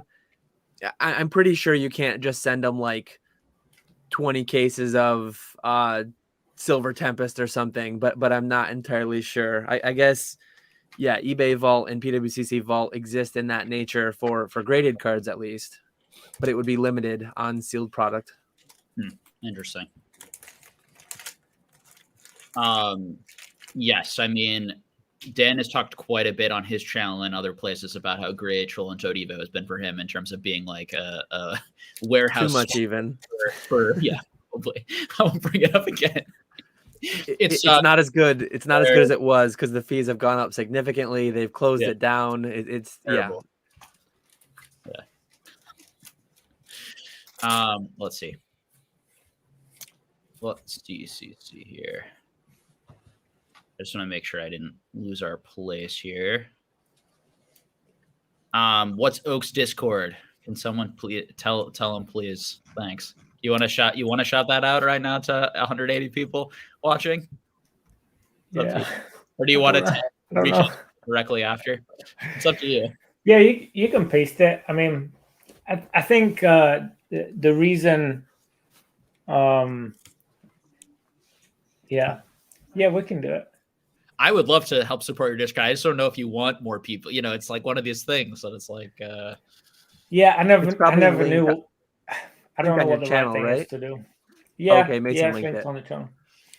Thanks, Mason. The people on this channel watching, you probably want. It wouldn't be a bad thing to have in your Discord. It's not like you're gonna get a bunch of randos. You know, you get some. You should shout it out, Oak. I think you'd be safe. Shout out Oak's Discord. Thanks, Jake. Of course. I'm a member of your Discord. I love it. I'm a little bit of a quiet sort of stalker there and read stuff, but once in a while I engage or did in the past. It's fun. There's a lot of different stuff going on there. I actually speak about it in Josh and I have the podcast that's dropping tomorrow, and I touch on it a little bit there. I actually talk about it. I think it's the first time I've ever really talked about the actual Discord before, so that'll be an interesting listen for anyone that's interested. But I just got to say real quick, I have a 1-month-old and it's midnight and I know she's going to need some milk real quick, so I'm going to have to shoot, go and support the wife. I'm so thankful you let me on, Jake, that you had me on and with you guys. I'm like the biggest fan of everyone on the screen right now. This is like heaven. Oh, this is so cool, like seeing you guys on here and being a part of it. So thank you. Thanks for taking the time. You're always welcome. Awesome. We appreciate you, Oak. Thanks, guys. I love all of you. Have a good one. See ya. Have a good one, man. Okay. Here's the wait. Actually, sorry. We'll get to that one after. This was the next question regarding reprints. When Darkness Ablaze wasn't sure what Dab was. Vivid Voltage, etc. got reprinted. Yeah, exactly. When Dab and VV, etc. got reprinted, how much forewarning did you guys get from distributors?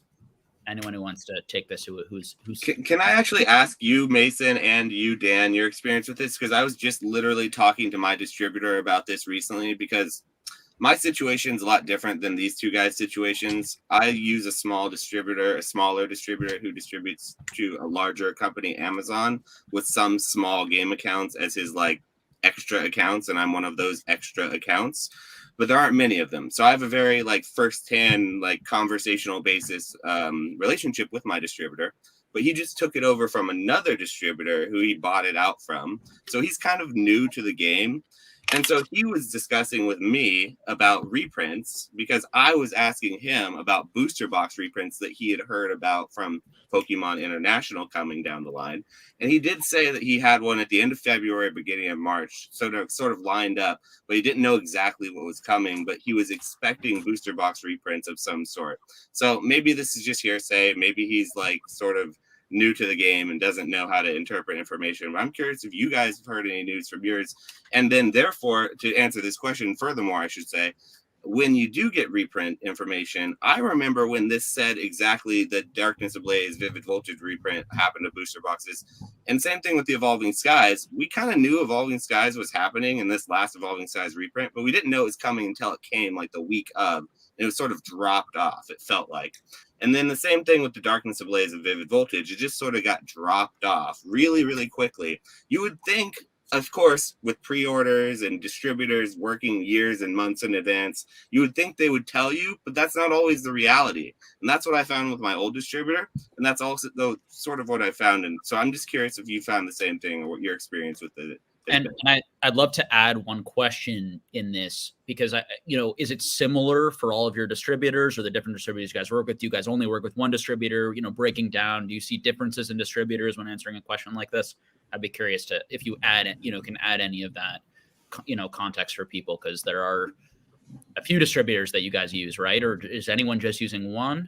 I only use one. I probably am one example of the person who uses one, and I use one of the smaller ones. So my allocations are oftentimes smaller, and I oftentimes don't get the same products as, say, maybe these guys who use Southern or GTS or whatever the bigger ones are. And I'm curious if these things come at different times too, and you have different types of conversation. I think any of that would be super interesting too to add for people to hear. Dan, were you buying a lot with Darkness Ablaze? Were you buying sealed then? Yeah, I did get. I'm terrible at remembering exactly how much I got and when. I could pull up my emails. But I don't get like a ton of notice. I honestly don't have an amazing communication with my distributors, either one of them. And over the past year or two, I've had a little bit of like a revolving sales rep situation changing. I had a decent bit of stability with both distributors for the first 5 years or so. Same reps. We kind of had like our situation sorted out, mode of contact and how frequently we would contact. And 2020 storm came, and my reps changed, and I've just not really settled into like a new good setup yet. Okay. I just wanted to see and like knew what kind of experience you had based on like before that or whatever. So specifically when Darkness Ablaze and Vivid Voltage happened and got reprinted, it was kind of what happened with those sets that started the wave system that they were doing for so long, where it would come and everybody would be divvied out an amount, and then it'd be chopped up in either 2 or 3 waves, and those waves would hit 2 or 3 months separately from each other. It was supposed to be just a month apart, but as we learned, and then it got worse and worse after we got into like after Vivid Voltage was which set? Battle Styles. Battle Styles. Shining Fates Battle Styles, right? Was Shining Fates before or after Vivid Voltage? Probably between that and Battle Styles. I think it was after, yeah. But yeah, Battle Styles was the next non-special. So yeah, all those ways. Darkness Ablaze reprint that they're referring to is after that, though. It was long after that time period you're talking about. It was a secondary reprint, way after you would think Darkness Ablaze, and it was a small reprint. So yes, do you think that was the continuation of a wave of Darkness Ablaze? Because Darkness Ablaze never got waves. That was a real reprint. That would be my thought. Correct, but even so, they were only shipping product in waves. Anything after Vivid Voltage came in waves. So, if it was printed after the Vivid Voltage, and it was an actual new reprint, it would be considered still a wave because of how they were allocating that stuff at the time. So. Into and past those sets, you were basically on the hook for whatever the amount was that you initially asked for. And that's why I always talk about when all those sets hit at the same time. It wasn't like we were being greedy and we just were taking everything even though we couldn't afford it. We were technically on the hook for these products still because we had promised that way back when these sets were dropping. Back when Battle Styles and Chilling Reign and all that stuff was new, we would put in our numbers, and then it took them the next year to get that product to us. And we were still locked into those numbers. And it all happened all at once. When we were told initially that it was supposed to be a month in between or several, 2 or 3 months in between the waves. So that's what the real issue was with all of that. But since then, we do get a little bit better warning. like I said, when they have a guaranteed like restock that they hear from Pokemon, and like, okay, we're gonna reprint something. Distributors give us numbers so we can know how much to print. That's when they start allocating and letting us put numbers in for that stuff. But it's normally 2 or 3 months, in advance. We don't have any foresight of like, okay, in March we're getting this, in April we're getting this, in May we're getting this. There's none of that. We have no idea what's happening, even a month or two down the road. So that is something that still is a sucky thing about trying to get product, is because you can't plan for it. And at this point, you kind of just gotta take it whenever you can get it. That's pretty far in advance, because at least for my distributor, with our understanding, like the way it works out is he gets his orders, or he puts his orders in from the Pokemon company, and then he just has to wait until they ship it. But when they ship it is completely dependent on sort of when they decide to like release it, sort of thing. Because there are times when he knows he's getting something, but he doesn't know when. He just knows it's coming, and it'll come when it ships, essentially. But maybe it's just a different situation with different distributors and whatnot. Distributors can put in a product request to Pokemon, but until they hit a certain threshold, they're not going to reprint it if they're not planning on it already. Now, they may initially be thinking, okay, we need to reprint this set before those numbers come in, but those numbers dictate how much they print. Specifically with stuff going to hobby distribution.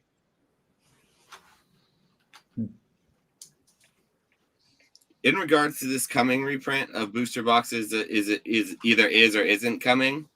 Are you expecting it, Mason, as a store owner? Or like I will say that I know that we can all just say one thing or the other. I am 100% expecting it, and I've been selling booster boxes. I sold all my booster boxes, and I'm not worried about it per se.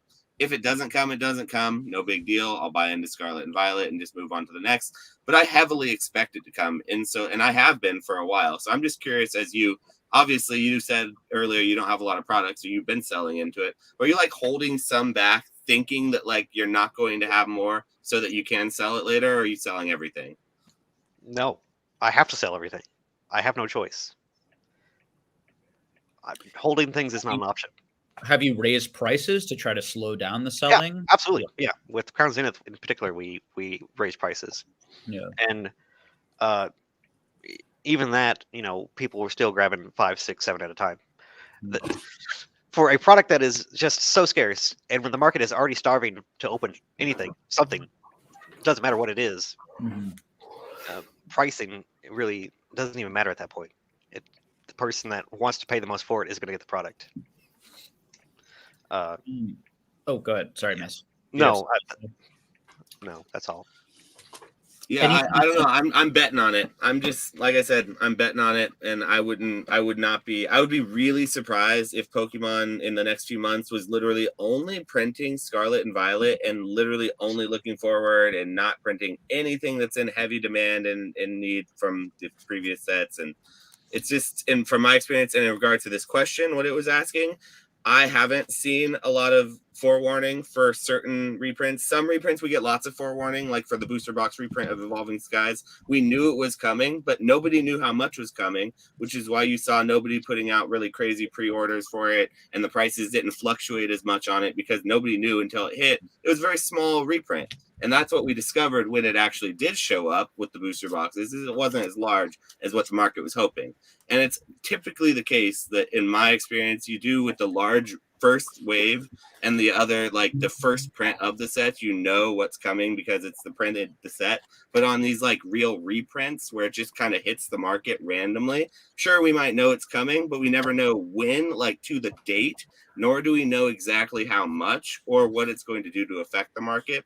And that's why you can't, like with a crystal ball, determine. If we did, people would be fire selling a week before that announcement happened and, getting out of it, or they'd be jacking their prices up right before it and figuring out what the market would do. So it's just kind of that give and take. And we don't often know as much, us stores don't know as much as maybe it may seem sometimes, though we know some things, And Josh, I'll say that I did hear from one of my reps, the one that I do kind of like a weekly phone call with usually. I asked them. I said, I've been hearing swirling things. Do you know of any reprint coming? If so, when and what sets? They said something along the lines of like, within the next month or two, we don't know what sets. That's all I really got. No sets, no size, no exact date. But it was probably a week or two ago. They said within the next couple of months, multiple sets. Wouldn't really say anything. I know that there's been some YouTube videos speculating which ones are going to be in it, which ones aren't. I don't think there's anything definitive out there yet. Thank you guys for that summary. Anything anyone else want to add, or you guys feel like you? Yeah, one last thing. I work in a manufacturing company. We make obviously not cards, but we make parts. And when you get behind, the only way to do it is to make the printers go burr, essentially, to get ahead. But like, I was actually just researching their Indeed.com, looking at employee reviews, and they're running 2 12-hour shifts, what seems to be 7 days a week already. That was in this past April, was that review. And I don't know what they could do to make it go faster outside of creating or making another plant, but we might be at capacity where we're at now, and it's not going to be looking pretty for this year. We'll see how it goes, but it could be a shitstorm. Let's get some of those people on these channels. We just need one old, angry employee. Give me all the deets. Yum, yum, yum. There's hundreds of them that work there. I've been saying for weeks now, we need an inside man at Millennium just to know what's going across. Once you get P Football Pete on your channel, that's going to be the one that we all want to watch, my friend. I think all of us collectively want to. I'm going to email him right. I've been contacted by a few people and talked to a few people even through our Patreon and some other places, but like people can't say things. So it's like, I would worry that anyone who could say something, what they'd have to say wouldn't be that useful or reliable. It's one of those types of things. Or I'd be nervous to get them fired, or might be so awkward. But I would certainly watch it. PK, if you can do your magic and get any of these people, I would certainly be watching the video. I'll try. Let's put that on my to-do list. I want to hear from Colson though. Poor guy's been in this chat with the number one hair in the game. Welcome, Colson. Oh my God. Let me see if I can pick a question here. Here's a WotC question, perfect for Colson. No. Oh, sick. Let me skip to a question, and then Colson will join us here with a question. Let's see. Here's some black and white for you, Colson. Oh, nice. Second, third. Wow, those are great. Oh, here he goes. I got some black and white too. Let's go. Well, that's a little different level right there. It's the same card. Same card. Hey, I have that in English, a first place one. Yeah, I can't read that one. Is that supposed to be funny?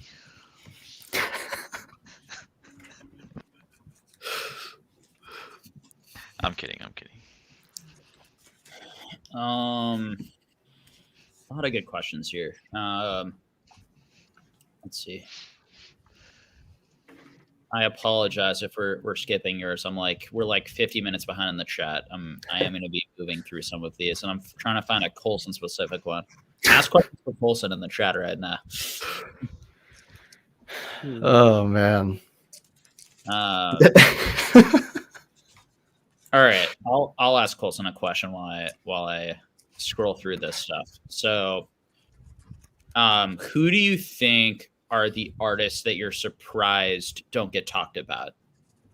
Who do you think are our Pokemon artists that you think are pretty like underrated, and you're surprised there aren't more collectors for or talked about? And then what era and cards are some of their best cards?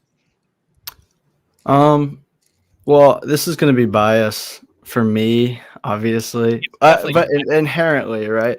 Your opinion. So number one for me is probably Kusajima, which I'm sure plenty of you are familiar with, and they've done plenty of things like the Shiny Milotic and Supreme Victors. They did a bunch of stuff in EX era, basically a lot of the mid era stuff, and the Town on No Map Houndoom, like all that stuff. that artist, like, I feel all of their cards are just like, with, you know, popular Pokemon, are pretty damn sought after. And I think there's good reason for that. It's just because it's gorgeous art and there's like a variety of styles that they employ. But other artists, I don't know. Slept on artists. I like both those cards a lot. Those are good ones. Let me think. I mean, I think there's a lot of really good stuff in the modern sets now, like Akira Egawa, who did the gold trio, the gold cards in Crown Zenith. Mhm. They were doing stuff before, and they did all the pack arts for the English sets. Like they did like the Evolving Skies pack arts, the Fusion Strike, Battle Styles, Chilling Reign. I think it's cool when you like see the illustrators doing like pack arts, and it's like you're just like so into that illustrator that you like notice it on like a pack. Like I'll look at an EX Emerald pack and I'll be like, oh damn, like Fukuda did that. Like that's awesome. You know, the Gold Star illustrator. How would you suggest people learn more about artists if they're interested? Are there books? Yeah. I've read, you know, I know that there are some interesting. Yeah. Are there books? Are there online sources that you go to? Where do you kind of expand your knowledge of the artists if people are interested in learning more about them? Yeah, I mean, just general like Google, like one, I guess to get into the artist, I would say go to Cerebi, and they have like artist pages where they catalog all of the art that each artist does. I'm not sure if it's for every artist, but for a ton of artists, they do that. But I've like gone on Wikipedia pages for like Nishida and stuff, and you find out things about them, like how Nishida actually designed a lot of the first Pokemon, like Pikachu, Charizard, basically some of the biggest Pokemon ever Nishida did, which is pretty cool. And it like a lot of those early artists were like kind of part of the creative beginnings of Pokemon and the design team. So yeah, I think there's, I don't know any specific sites. It's actually a really good question. I wish I did. I usually just use like Wikipedia or stuff. But. There is a website. I'll say quick. Oh, yeah. It's pkmncards.com. You can go into the advanced search and you can do like by artist. Oh, so you can cool. pull up every card that Fukuda drew, every card that Sugimori did. Another fun way to collect. You can collect by Pokemon, collect by artist, set, era, endless ways. I've been hoping that some a YouTuber from our space, someone would start to make like artist videos and even maybe put in some market stuff with it. Maybe you don't have to, but because I think that would be cool to learn more. I have a friend who wants to do that. Yeah. You probably some people know. Rattle has a whole series. Rattle has an artist series. Oh, I didn't see that. When was that? It's an older one, like a year or two old. Oh, okay. There are definitely great threads and articles written on E4 about artists. I just haven't seen it too much in the YouTube space, but like it could already exist for 100%. Like with Rattle or other people, there's an endless amount of content that the algorithm doesn't necessarily send you. So yeah, okay, J Love, if you guys are familiar with him, yeah, big Japanese guy. He always does and goes through new sets and talks about the artists, and the art of the cards. He's really good about knowing the artists and what they've done in the past and their type of style. He's really good about making videos about that. That's cool. And for all you guys who can't read Japanese, he translates them for you. So there's no excuse to not collect the Japanese cards after watching his videos. Translate this. Denryu. All right. What do you guys think will be the best-selling item in Orlando? What's going to be the hot item? Cute Pikachus. Cute Pikachus. What would you say was the best-selling item in Denver?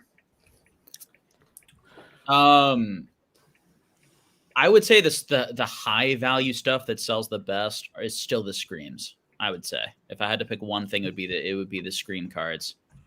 You know what I think most people ask me about in Denver?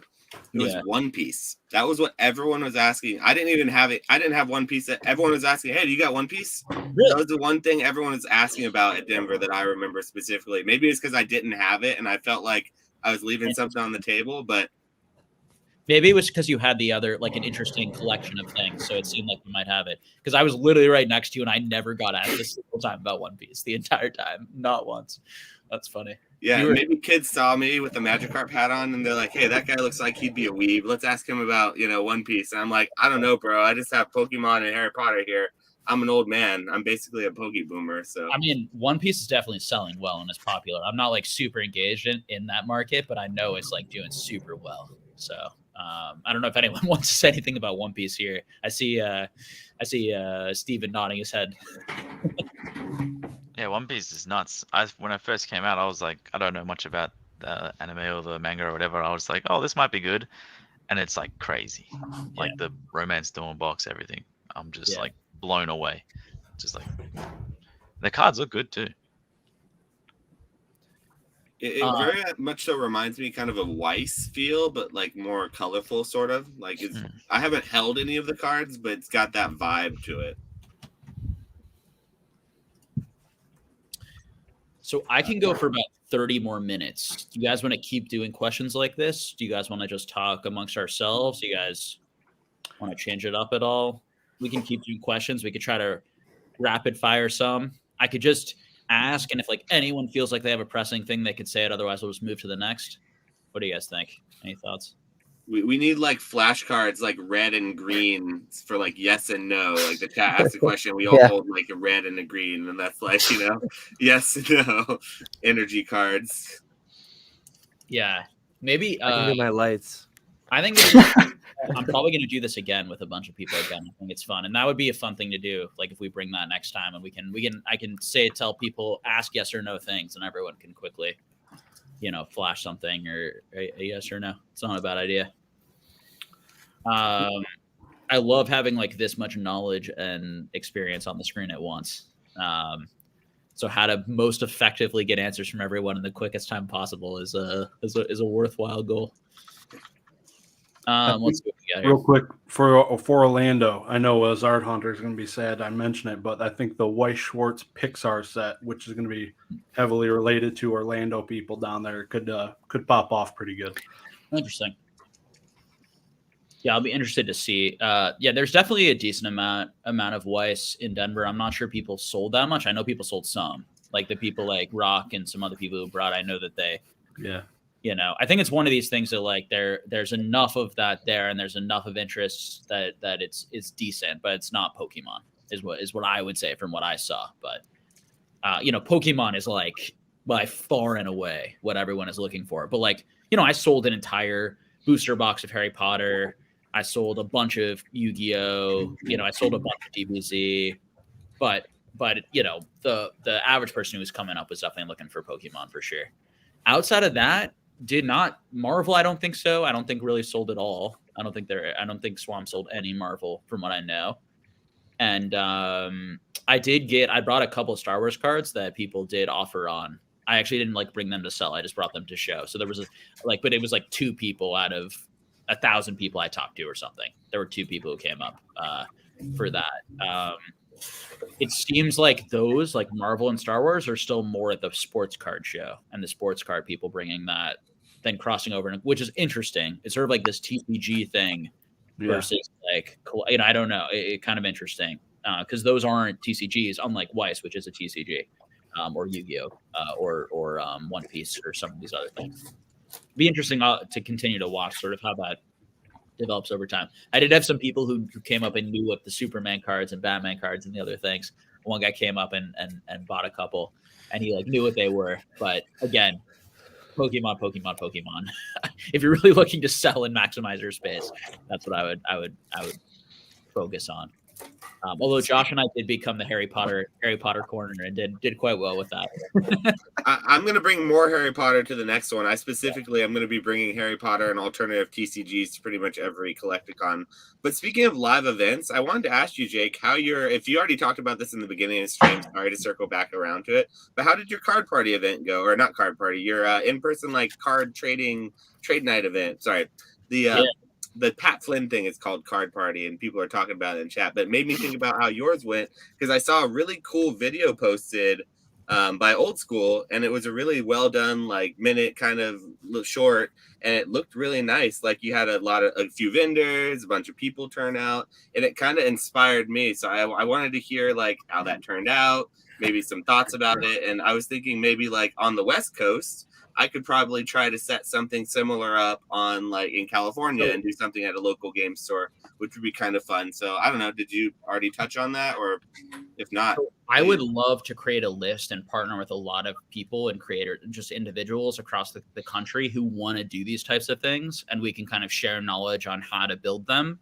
And then I think having a list where people can go, anyone can go, and see if there's a local one or some creators in their sort of local area who are holding one. That's my sort of dream for this, as I'm trying to build it out here to share a little bit. And then I'm also want to do a national convention, but I really want to help, exactly, Josh, like other people figure out how to do that locally, and then have a place where like people can just look up, is there one near me? When is it?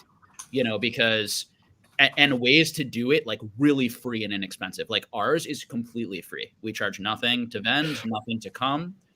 And we're able to do that because the store owner is charging us nothing, and they get about double the business when we come in. So for them, they're like thrilled with us coming. We had probably about 200 people, slightly over 200 people come, many of which stayed the entire 7 hours. We had Zach Gem and Pokemon flew in, surprised us. We didn't know he was coming. Like, got a lot of support. People are telling other people it's probably going to continue to grow. We're actually going to have probably a hard time not outgrowing the space quickly, even just in like the little Northeast area. There is so much interest and demand for this. Kids, families, adults, adult collectors, like every feedback I got was like, this is awesome, but I get to like see these cards in person. I would imagine everywhere, every person listening here, like across the country, same thing, like in all sorts of places. Now the Northeast is particularly dry with like with some things maybe, but I would imagine there would be demand for that. I would encourage people, reach out to local creators who have some following, and then reach out to local game stores and see if you can like partner with them, if you can do stuff there.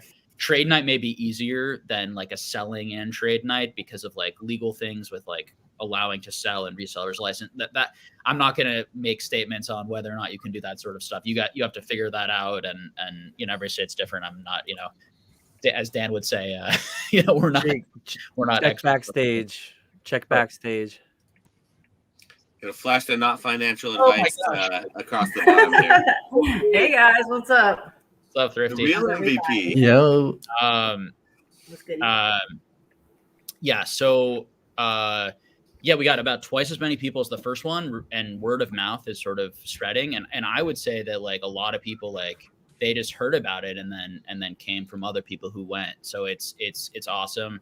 Again, I would love to support anyone, and the way I can support, I can certainly tell you how we did it, and then put you on a list. I think compiling a list of these types of, you know, events across the country would be really helpful, and then people would be able to spread that around also and share it with more people.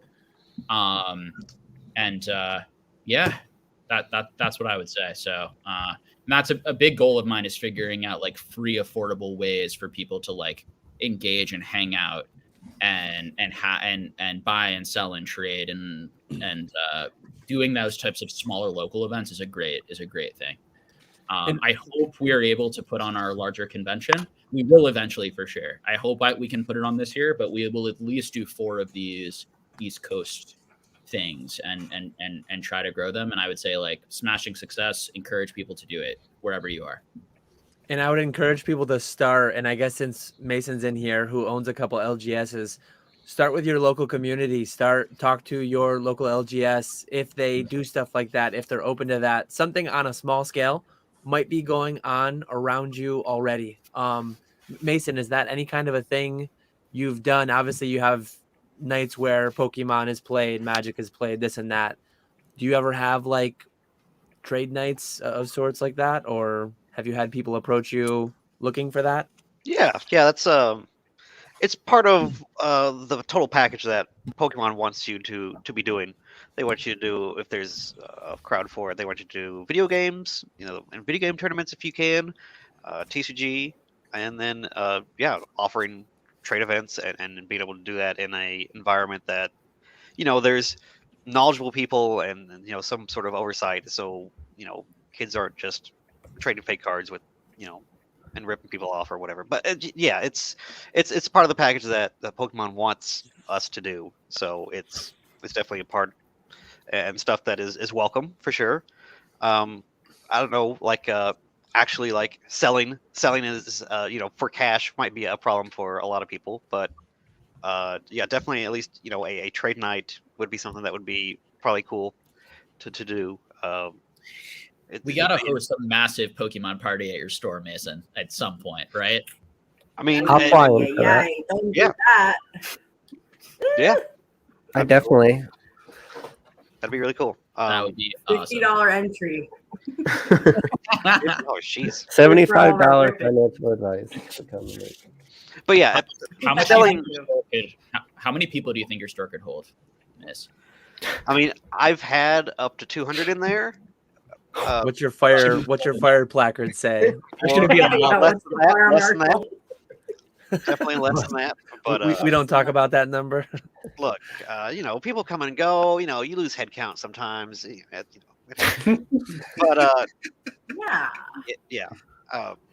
it'd be really cool to do something like that for sure. But yes, definitely reach out, go to game stores and see if they have like a trade night, or if you just want to start something up. I mean, they have open tables. Like I said, it's at least an environment with other people in a public place that if you shouldn't be worried about something sketchy happening. It's a safe place for nerds to go hang out with other nerds. So that's kind of the whole vibe. Oh, we lost Vic. I was like, wait, who left? Oh. Yeah, I could just leave for a while. If you guys want to I'm running this shit, dude. Yeah, just leave your computer running. We'll just hang out. Trust me, guys. Killing it in block hours, though, dude. Grifty, what's happening? I'm good, dude. Chilling, man. I'm just getting some returns back this week. It's a big week in the hobby, my friend. Just got a bunch of cards back, and I have the Harada signing this weekend at Orlando Regionals. So I'm going to be in Orlando twice this month, and I'm just like, a lot of driving, but it'll be fun. I've never been to regionals before, so that'll be cool. Have you been on the channel before, Thrifty? I don't think so. I just been trolling in the chat for my whole life. You know what I'm saying? That's how I do. So Thrifty also has a channel that you guys should go subscribe and support for sure. Thrifty, how would you describe your content and what you're doing over there for the people? For the most part, it's a lot of shorts. It's super digestible content. I just do a top 10 every day of my favorite cards from each Pokemon, going in order of the Pokedex. I just started Gen 5, which is kind of crazy. I was like, oh, this will be a couple of years, and I feel like it's been a year or something. I don't know. I've just been grinding it out. And then I also do the Chill and Chill podcast. I've had all these fun weirdos on my channel. So you guys can go watch hours and hours of content if you would like, if you so choose. Yeah, that's pretty much me. I'm a troll by nature. Definitely go take a minute and go support Thrifty as well as all these fine ladies and gentlemen, these fine folks. Yes. It is pretty crazy to think that about 2 years ago, I didn't know any of you guys, and now we're all sort of, it's a regular thing. Steven, I still haven't met you before. I think you're the one person because of where you're at, and I mean, we've interacted in Discords a few times and things, and I still feel like we're friends in some sort of a way. But all of you guys, it's crazy that the internet and Pokemon can bring people together. So I hope that anyone who's watching who gets a chance to go out to these events and go to collecticons and things and just interact with the hobby in this way. I hope you do, because it's definitely it enriches the whole experience for sure. Eventually, we'll get Steven out here, I'm sure, but you know. And two or three people from like who have never made a comment, I actually came to, but like watch like tons of content, and a lot of us like they flew in actually to this like trade night, and they like came out to dinner with all of us and like hung out. Super cool guys, like the nicest guys. Like there's so many people too who are like just watching it and enjoying it, who are like very similar types of people, could as easily be on the camera talking about cards and hanging out. So it's just like, shout out to the lurkers, dude. That's real talk. Shout out to the lurkers. We love you. Yeah. Let's see. To be honest with you, I think the lurkers bring like a lot of value to this hobby too, though. When I get a video that will pop off once in a while, and I'm just like, who are these people? Because I don't know all them. It's mostly lurkers. I mean, people are trying to say like you think it's like 9 people, but it's like there are 5,000 people watching the video. There's 10,000 people watching the video. Yeah, there's 150 people in here now, and we're seeing the same 15 names in chat. Yeah. Let's see. I feel like the card party event in June hosted by Divine Monsters focused on creators that open Pokemon on YouTube, but are any of you guys going? I feel this background on the event will be great. Are any of you guys planning on going to this event, vending, participating as a content creator? They don't ask us, friend. It's in my neck of the woods. It's in California, but it's also right around a time when there's like other things happening, and I don't know, it just feels like it's like another kind of Leonhardt type event where it's going to be more focused on like, how do I say, I don't know, just different elements of the hobby. I'm a net seller, buyer, like I'm a hobby enthusiast that likes to like deal with cardboard, and I guess I like slabs, and I like interacting and wheeling and dealing and stuff, and like it just seems like it's going to be more interactive for like people and their families maybe, and like there's gonna be like I imagine people dressed up like Pikachu and big plushy costumes walking around and stuff. Whereas like a Collecticon it's sort of more of a bunch of vending tables with a lot of different things to offer and variety, and for someone like me, that's more what I kind of enjoy. And like, so I personally may not go, even though it's close to me, just because it's not like my type of event. It seems like it would be fun though, and we're talking, if it was down the street, I would. It's still like 10 hours away from me, even though it's California. It's not like it's really close, but if it was really close, like an hour away, I would probably go, because it would just be a fun event to go meet up with people. But it just, for the type of channel this is, the type of listeners that there are, I'm sure a lot of listeners do enjoy that type of content, but it's more of a different type of event, I feel like. So just as far as from my perspective, I'm not going to be able to make it from like a value perspective, because like with Collecticon, I oftentimes sell things at the Collecticon to offset the cost of traveling, and I just don't expect there to be as many opportunities there at the card party for someone like me. That's all. For a dirty flipper like me, I guess. I think it's not just a money thing or a selling thing. It's also how deep in the hobby. So there's a lot of like when I've talked to and hung out with some people, they're very passionate about content creation. And a lot of it is sort of, there's a certain passion about content creation and not necessarily as deep of a passion about the cards or the collecting or the hobby or the building the stuff. And that's not, I do think that it'll be interesting to see. Like I would like, if that event was close to me, I'd like to go. I did consider to go. I just have too many things and too many events that I want to go to. And like that one didn't meet it. But like, would it be cool to go to like the content creator breakfast and like hang out with like people from across the world who are going, like different content creators who may create different content than me, and hang out with them and get to know them? Absolutely. But do I think I'm going to connect with them the same way I connect with a lot of you guys naturally, or like we into the exact same things? Like probably some overlap, but not like an exact fit. I don't think it's like, but I think it would be fun and engaging. But yeah, like dressing up as like Pikachu and going to like a dance party is not like how I engage with the party. Like how I engage with the hobby. Like it's just not, and you know, whereas like some people that would be really appealing to me, that's not my that's not like why I'm here. But Okay, but, well, you know, that's a Patreon exclusive only, dude. maybe I need to put on that, you know, that Pikachu costume and let loose, you know, on the dance floor. I don't know. That's behind the paywall, friends. Can't see that for free. I got this hat right here. Happens to There be you go. I have a Pikachu. That's a bag. great hat. Yes. one video, yeah. The inhibitions are melting away. But there are vendors there. There is a vending there, which I thought about doing. And so the event may be trying to accomplish all of those things. And Pat's obviously a very skilled, you know, person in terms of, and I feel like it's going to be a very clean, polished, good-looking professional event. Yeah. If Pat's doing it, it can't be bad. Like, you know what I mean?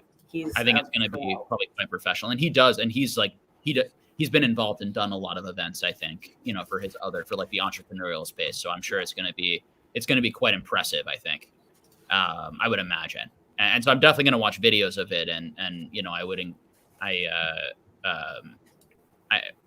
it may end up being like better than Collecticon, and then I may want to go to it, and a lot of us may want to go to it. You know, I'm not sure.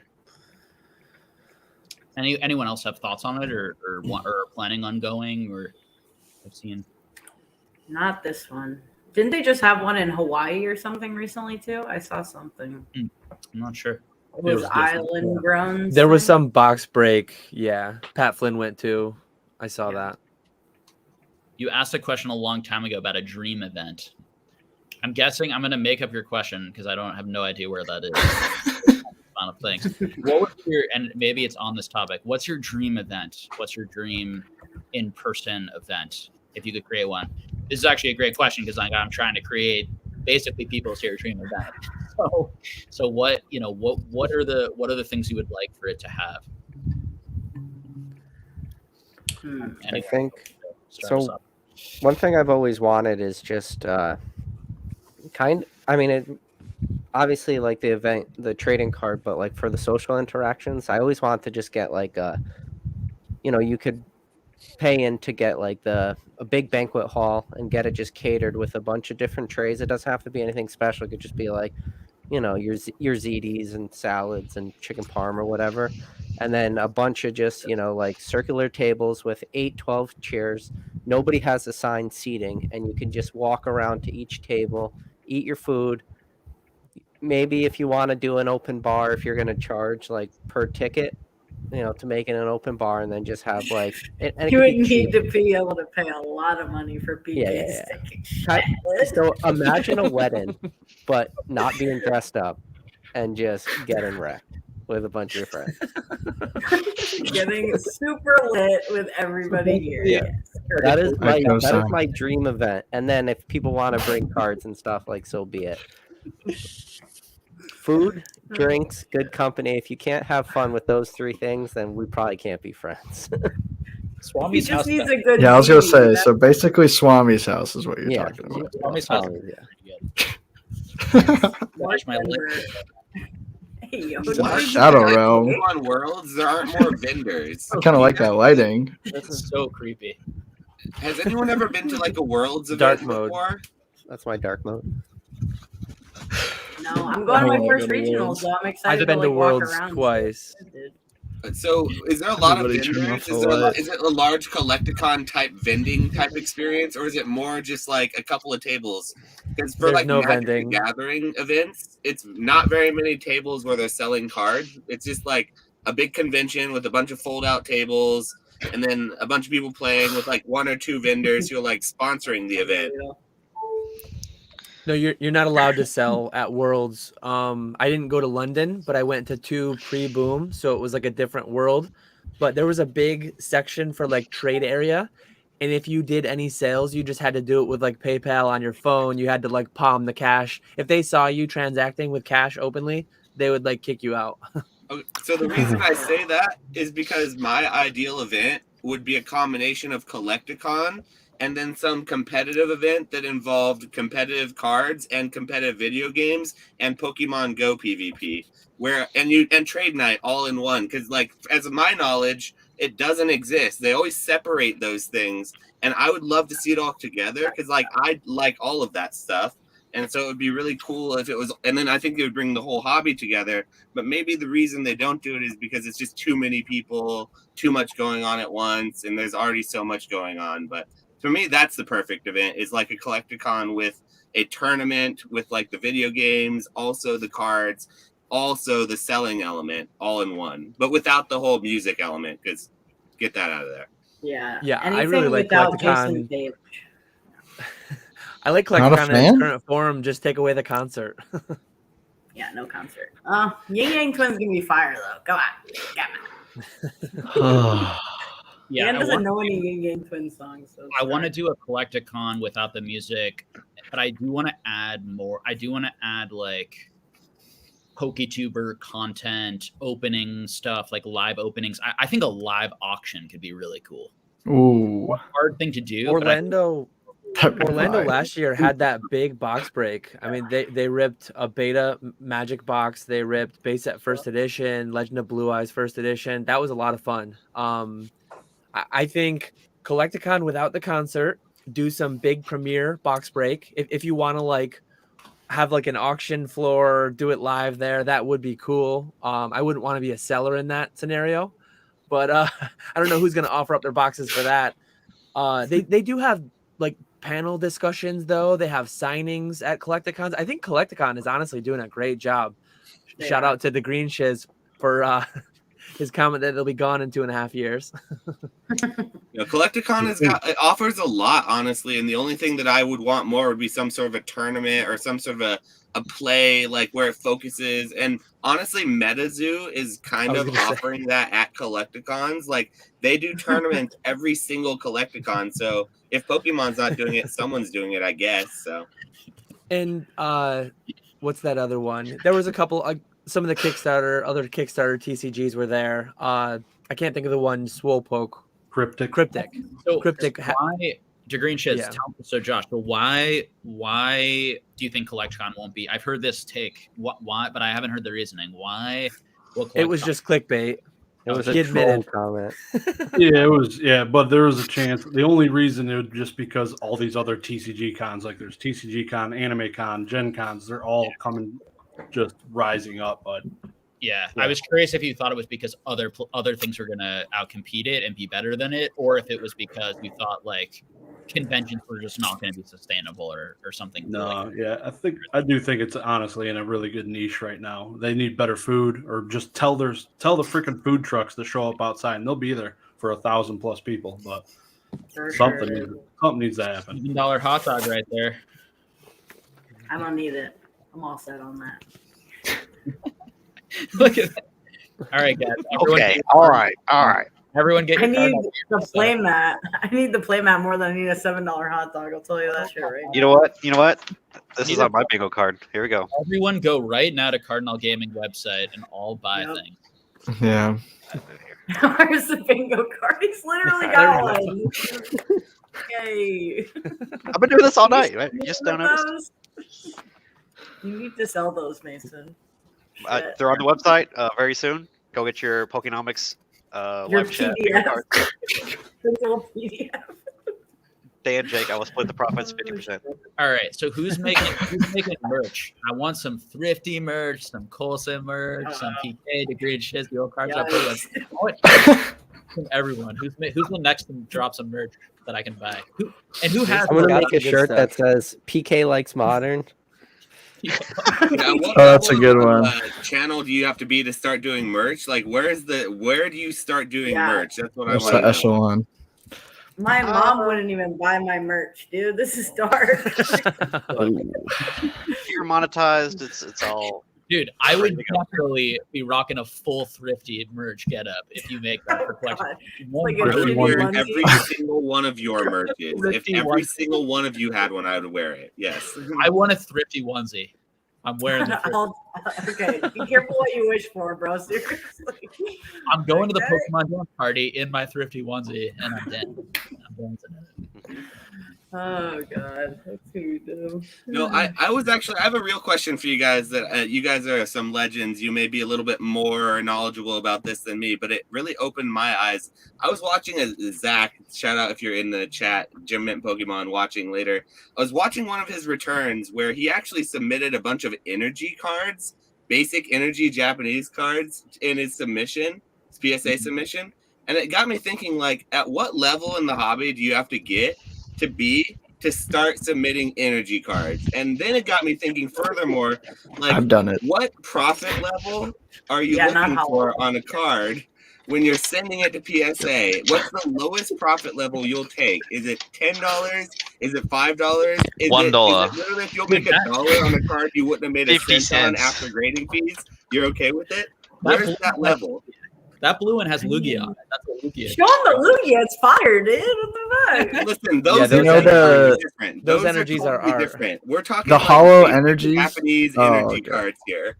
Yeah. Hollow energies are more expensive than you So think. okay, so my favorite Zach. I don't know if this is my favorite Zach moment, but there are a lot. Zach's great. And he's a ball to hang out with at Collecticon, and he'll keep the party going till 4, 5, 6 in the morning. But he went through. I brought a box of cards basically that I was looking to sell, and he went through my entire box and he picked out like 17 cards, and then he handed it out to all of us.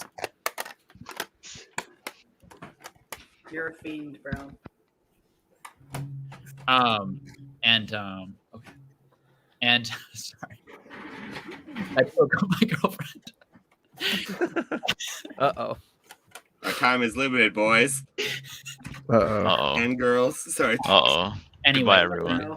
And Dan was here for this, and he picked out these cards and he's like handed out this, and he's like, "Do you guys see the errors or like the differences in these cards?" And all of us were like, all these cards look the exact same.